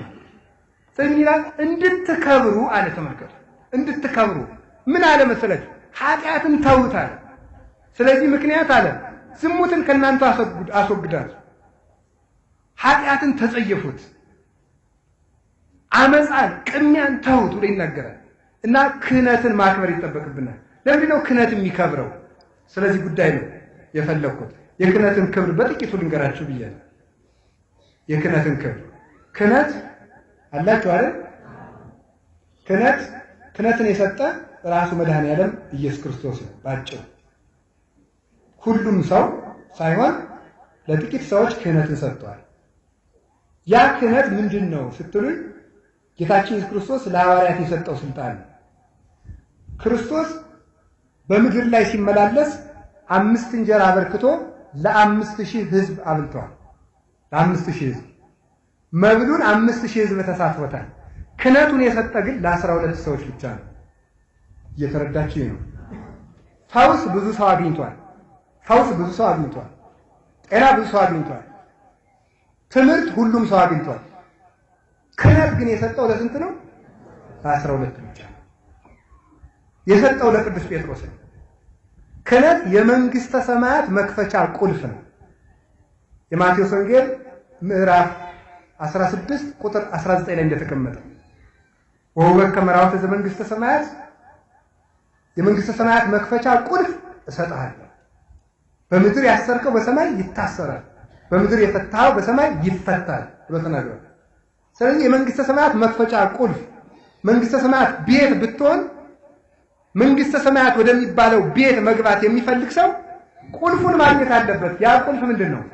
ክህነት። ለቅዱስ ጴጥሮስ የተሰጠው ያ ክህነት ኃጢአትን ይቅር የማለት ስልጣን። አሁን ብዙ መናፍቃን ይላሉ እግዚአብሔርን ፍታኝ ማለት ሲገባ ለምንድን ነው ቄስ ነደል ይፍቱኝ የምንለው ይላል። ለማወናበር ሲፈልግ ለምንድን ነው አባት የሚይዘው ራሴ ክርስቶስን ፍታኝ አልለውም እንዴ? ዙሪያ ጥምጥም የሚያስፈልገው ለምንድን ነው ብለው ይናገራል። ግን ጌታ እንዲህ አለ። የዮሐንስ ወንጌል ምዕራፍ 20 ላይ ለንስኡ መንፈሰ ቅዱሰ መንፈስ ቅዱስን ተቀበሉ ለለሃደግሙ ኃጢአተ ይትሐደግ ሎሙ ኃጢአቱን ይቅር ላላችሁለት ኃጢአቱ ይቅር ይባልለታል። ወለለ ይሃደግሙ ኃጢአተ ይትሐደግ ሎሙ ኃጢአታቸውን ይቅር ላላላችኋቸው ግን ኃጢአታቸው አይቀርላቸውም። ተመልከቱ።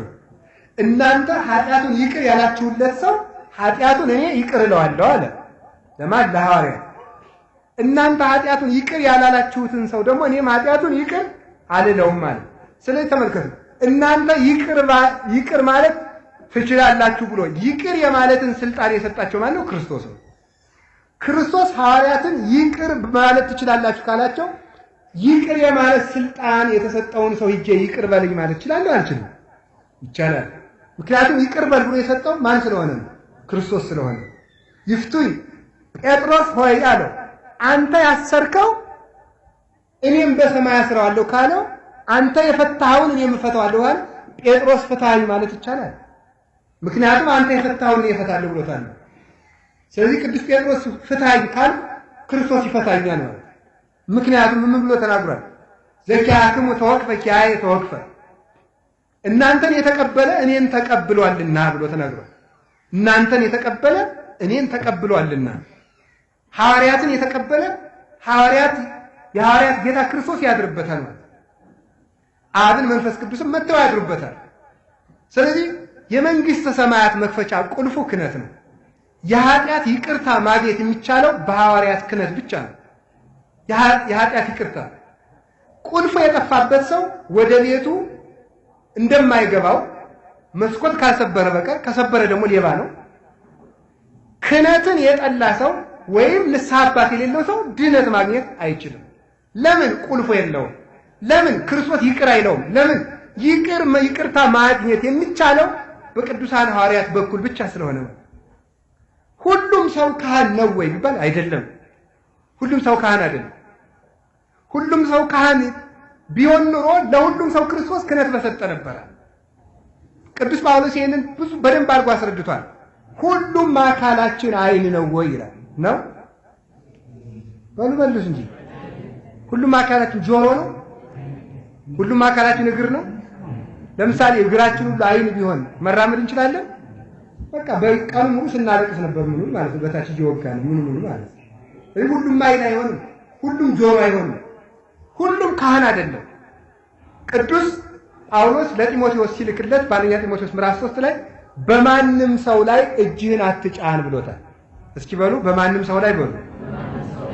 ምን አትበልና ያለ? እጅህን አትጫን። እጅ የሚጫንበት ለክህነት የተመረጠ ሰው ነው። ሌላው ምዕመን እጅ አይጫንበትም ለክህነት ማለት ነው። ማንም ሰው ካህን አይሆንም እያለ ክርስቶስም 12ቱን እንጂ ሁሉንም አላደረገም። የመስዋዕቱን ክህነት መፈጸም የሚችሉ ምስጢራተ ቤተክርስቲያንን መፈጸም የሚችሉት የቅዱሳን ሐዋርያት ስልጣን የተሰጣቸው ናቸው። ጌታ ሐሙስ ማታ ስጋውን ደሙን የሰራው ለዓለም ነው ለሐዋርያት ብቻ ነው? ስጋው ደሙ ለማን የተሰጠ ነው? ለዓለም ነው። ግን ሐሙስ ማታ ያቆረበ ግን እነማንን ብቻ ነው? ሐዋርያትን ብቻ ነው። ለምንድን ነው ሁሉንም ሰው ያላቆረበው? የዛለት ሲባል የዚያለቱ ቁርባን የምስጢረ ቁርባንና የክህነትን ምስጢር የሚያሳይበት ቀን ስለሆነ ነው። የዛለት ቀዳሾቹ የቆረቡበት ቀን ነው። ለቀዳሾቹ ያስተማረበት ቀን ነው። ከዚህ በኋላ እናንተ እንደኔ እያደረጋችሁ እሱ ቀድሶ እንዳቆረባችሁ እናንተም እየቀደሳችሁ አቁርቡ ብሎ ሰጥቷቸዋል ማለት ነው። ማንም ሰው ክህነትን ጢሞቴዎስን ተመልከቱ ለተመረጠ ሰው ስጥ ብሎ እንደተናገረው ዲያቆናት እነማን መሆን እንዳለባቸው ለይቶ ተናግሯል። አንደኛ ጢሞቴዎስ ምዕራፍ 3 ላይ አሁን የሚጠቅሱት ሰዎች አሉ። አንደኛ ጴጥሮስ ምዕራፍ 2 ላይ ቁጥር 5 ላይ ሁሉንም ሰው ለክህነት ተመርጧል ብለው ይጠቅሱታል ሰዎች። ከኦርቶዶክስ ተዋሕዶ እምነት ውጭ የሆኑ ሰዎች ፕሮቴስታንቶችም ሁሉም ምዕመን ክህነት አለው ይላል። ምክንያቱም ራሳችሁን ለተመረጠች ቅድስት ክህነት ራዕየ ዮሐንስ ምዕራፍ 1 ላይ እግዚአብሔር እናገለግለን ዘንድ ካህናት አድርጎ ለመረጠን የሚል ጥቅስ ስላለ ሁሉም ክርስቲያን ካህን ነው ይላል። በጣም ግሩም ነው። ሁሉም ክርስቲያን ካህን ነው አይደለም? ነው ያዙ ዝም ብላችሁ ነው። ሁሉም ክርስቲያን ካህን ነው ማለት ምን ማለት ነው? ሁለት አይነት ክህነት ነው ያለው።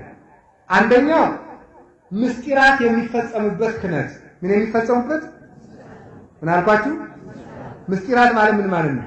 ምስጢረ ቀንዲል፣ ምስጢረ ተክሊል። ቀንዲል ለምሳሌ አሁን ቅባ ቅዱስ መቅባት ማለት ቅባ ቅዱስ ቀብቶ መፈወስ፣ ምዕመንን መፈወስ።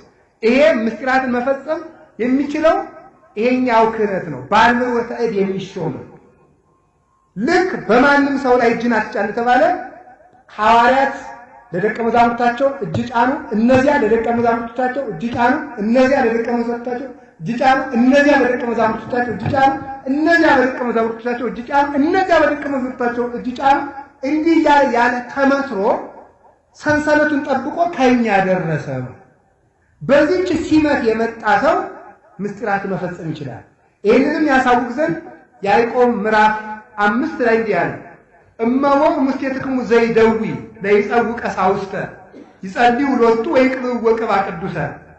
ከእናንተ መካከል የታመመ ሰው ቢኖር የቤተ ክርስቲያን ቀሳውስትን ይጥራ፣ እነሱም ይጸልዩለት ይላል። ለምን ራሱ ጸልዮ ይቀባላል? የቤተ ክርስቲያን ቀሳውስት ምስጢራትን መፈጸም የሚችሉት በአንብሮተ እድ የተሾሙ እጅ ተጭኖባቸው የተሾሙ ካህናት ናቸው። ማቁረብ የሚችሉ ሹመት የተሰጣቸው የምስጢር ካህናት ናቸው። ሁሉም ሰው ማቁረብ አይችልም። ይሄ የተሰጣቸው ናቸው። ይሄን የሰጠው ደግሞ የማቴዎስ ወንጌል ምዕራፍ 26 ላይ ለ12 ሐዋርያት ብቻ ነው ሐሙስ ዕለት ያቆረባቸው። ያስተማረው ሕዝብ በሙሉ ቁርባን አልቆረበም ይዛለን። ሌላውን የሚያቆርቡት በእነሱ ክህነት እንደሆነ ያውቃልና፣ ስለዚህ ለምስጢራት የሚሆን ጋብቻን ባርኮ የማጋባት ድዊ የሚፈወስበትን ቅባ ቅዱስ የመቅባት። አሁን ቅባ ቅዱስ ከቃሉ ጋር ነው። ማንኛውም ቄስ በቅባ ቅዱስ የመፈወስ ስልጣን አለ። ማንኛውም ቄስ ማለት። አሁን ግን ቅባ ቅዱስ መነገጃው ነው። ይኸው እንደምታውቁት ነው፣ እየተነገደበት ነው። እንትና የተጸለየው እንዲሁ ሰው መቼስ የከተማ ሰው ጅል አይደል? ጅል ነው አይደል? አዎ ጅል ነው። እና ምንድን ነው የሚለው አሁን ሌሊት ለሚያስፈራራ ለሚያስደነግጥ በፍርሃት ለሚለው ሕፃናት ሌሊት እንትን ስለሚላቸው ከገዳም የተጸለየበት ነው 10 ብር ነው እያያዛችሁ ይላል። የት ገዳም ነው የተጸለየበት ብሎ አይጠይቅም። ገዝቶ ተመስገን ብሎ ይዞ ጭልጥ። እነማን የበረሃ አባቶች የጸለዩበት፣ ባይታውያን የጸለዩበት በጣም የሚፈውስ ገርገር አይነጠላ እንጀራን ገርግር ጅርጅር ያሉ ይጠራረና ለዚህ ሁሉ የሚረጅ ነው። ከበረሃ ተጸለዩበት። እነማን ናቸው የጸለዩበት? በደንብ እየተዘረፋችሁ ነው። ልብ እንዲኖራችሁ ነው እንጂ የሳውን አሁን ምን ይቀርብኛል ብላችሁ። ስለዚህ አሁን ማስተዋል የሚገባ ምንድነው? ማንኛውም ሰው አሁን ደግሞ ሰው ምን ያደርጋል? ቅባ ቅዱስ ገዝቶ ቤቱ ቁጭ ኋላ ቅባ ቅዱስን አምጥቶ ለንስሐ አባቱ ስጥና ይግቡኝ ይላል ማለት ነው። አሁን ነው ምዕመን ከቤቱ ቅባ ቅዱስ እንዲያስቀምጥ አይፈቀድልም። ከቤተ ክርስቲያን አባቶች ናቸው አውጥተው ከተቀደሰበት ነው አውጥተው መቅባት የሚችሉ። ከተቀደሰበት ከመብራቱ አውጥተው ነው የሚቀቡት።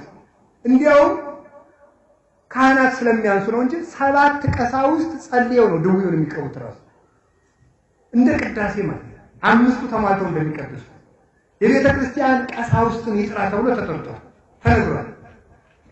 ማቅረብ የሚችሉ እነዚህ ናቸው።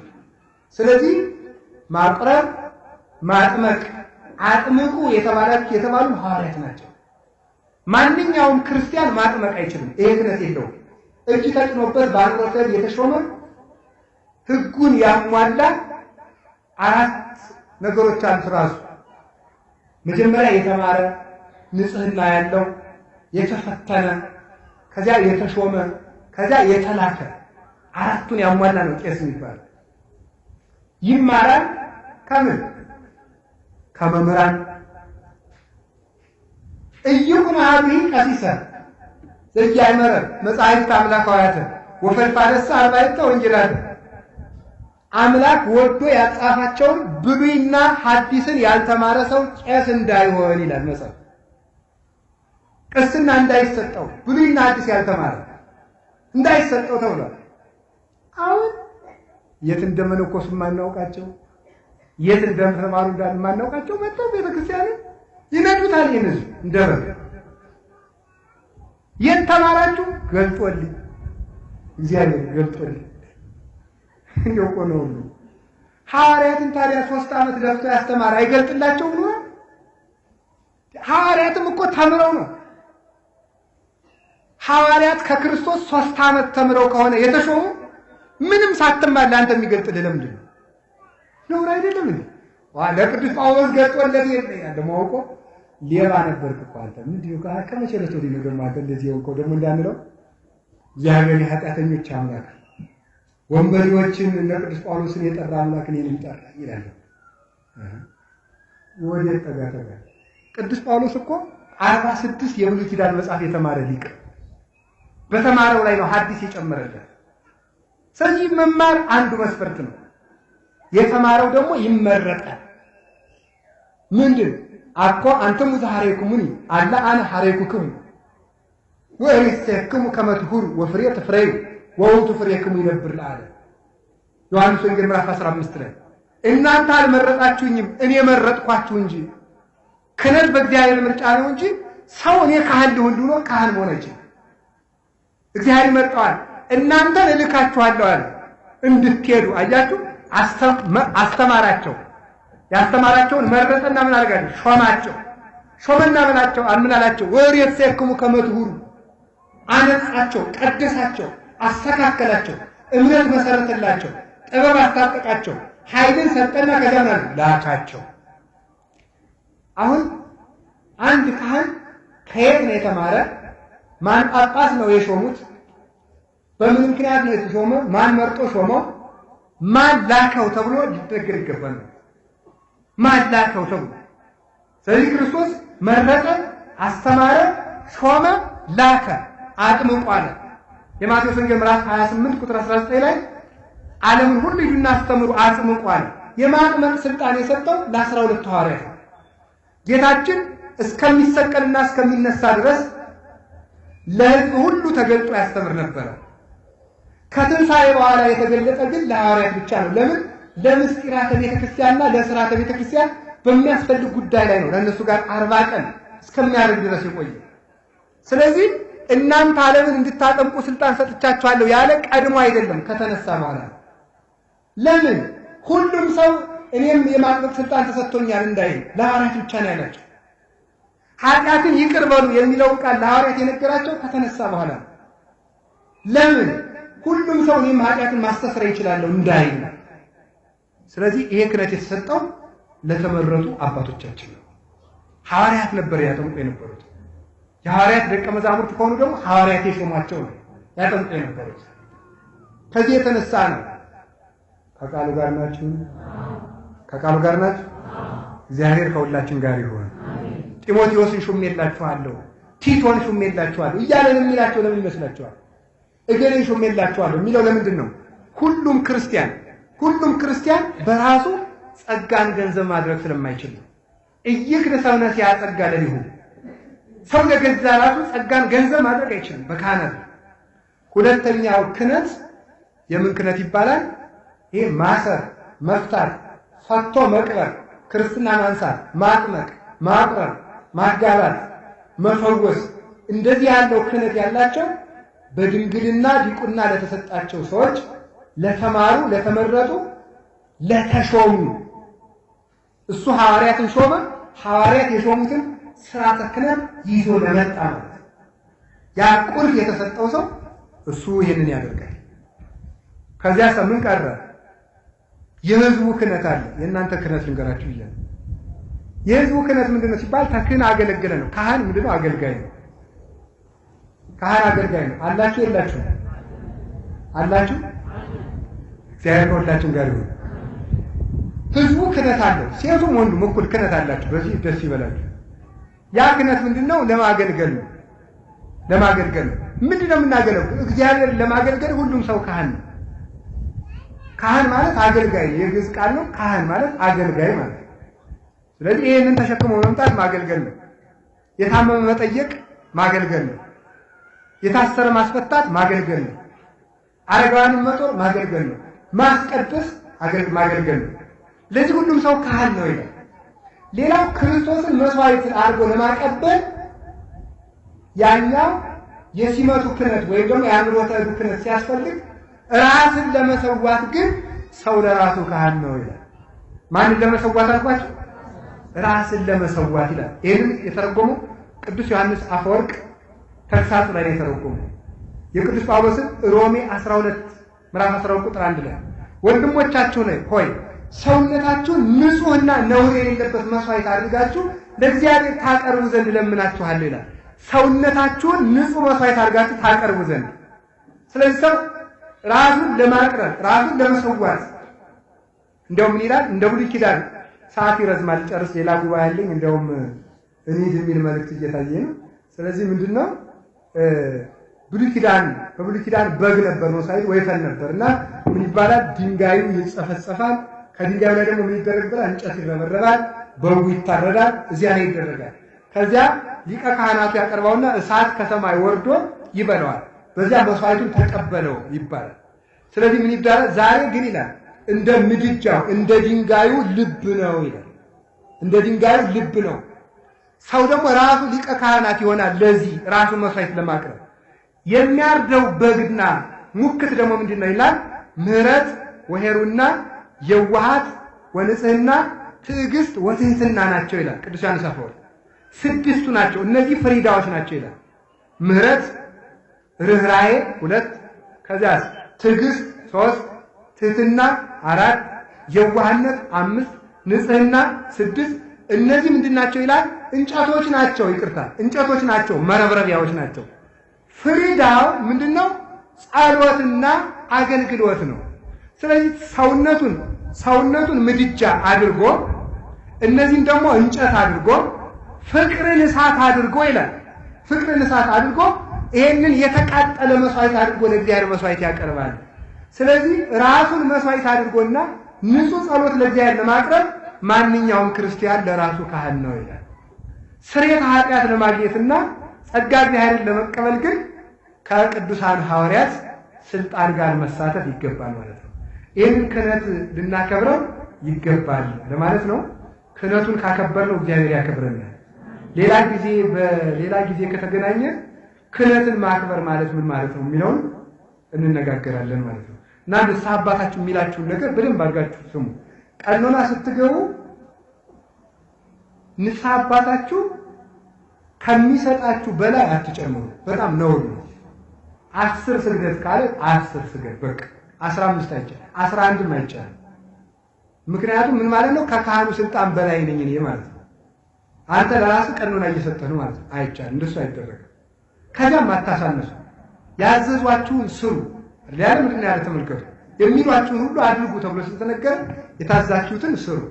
ስለዚህ ቀኖናችሁን በአግባቡ ፈጽሙ። ስትናዘዙ አትቀንሱ፣ ቀንሳችሁ አትናገሩ። ከካህናት አባታችሁ ጋር ስትቀመጡ ለቄስ እንደምትናገሩ ሳይሆን ለክርስቶስ እንደምትናገሩ ነው ማሰብ። ምክንያቱም እናንተን የተቀበለ ተቀበለ ስለተባለ ቄሱ በገዛ አሁን ይፍቱኝ ስትሉ ፈትቻለሁ እላለሁ ለኔ ምንድነው ማለት እግዚአብሔር ይፍታል። ይፍቱኝ ስትሉ እኔን ይፍቱኝ አባት ስትሉ እግዚአብሔር ይፍታምላችሁ ከሆነ ስትነግሩኝም ለእግዚአብሔር እየነገራችሁ እንደሆነ ነው ማሰብ ማለት። ሰው ለንስሐ አባቱ ሲነግር ለእግዚአብሔር እንደነገረ ካሰበ እረፍት ያገኛል።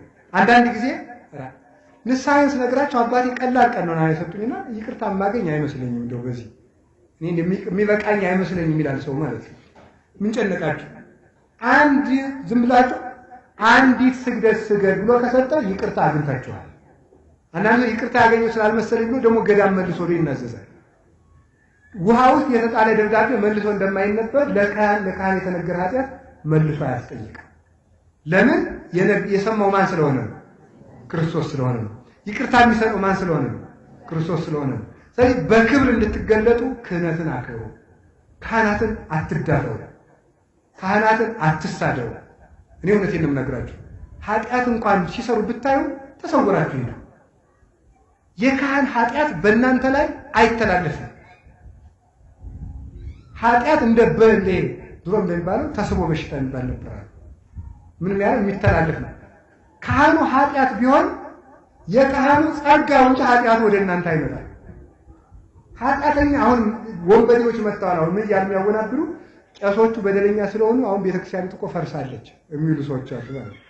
ክርስቶስ ሌላ መንገድ አምጥቷል የሚሉ ማለት ነው። ቄስ በደለኛ ስለሆነ ቤተክርስቲያን በደለኛ አትሆንም።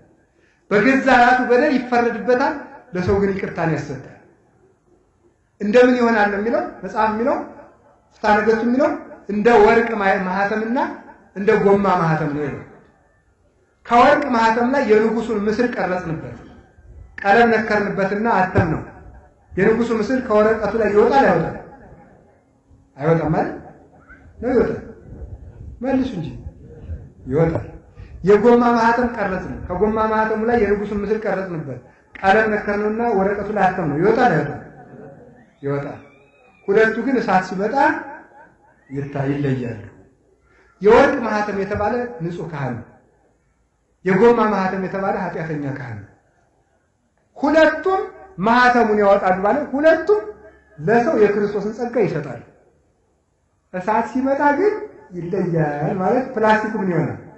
ይቀጣል። ወርቁ ምን ያደርጋል? ይነጥራል ማለት ነው። ክርስቶስ ሲመጣ ለሁሉም ዋጋውን ይሰጠዋል። ለሕዝብ ግን እሱ አገልግሎቱን ይሰጣል። ምን ጨነቃችሁ እናንተ? ይፍቱ ይበሉ።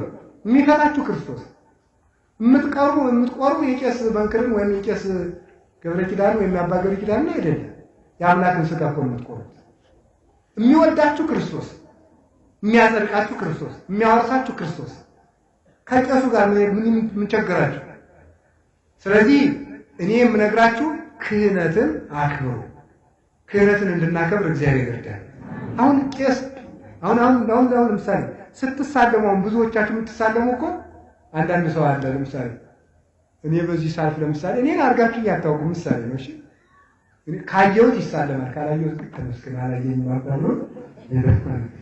አያችሁ፣ ለክህነቱ ክብር የላችሁም ማለት ነው። ለክህነቱ ሳይሆን ክብር ያላችሁ ለሰው ነው ማለት ነው።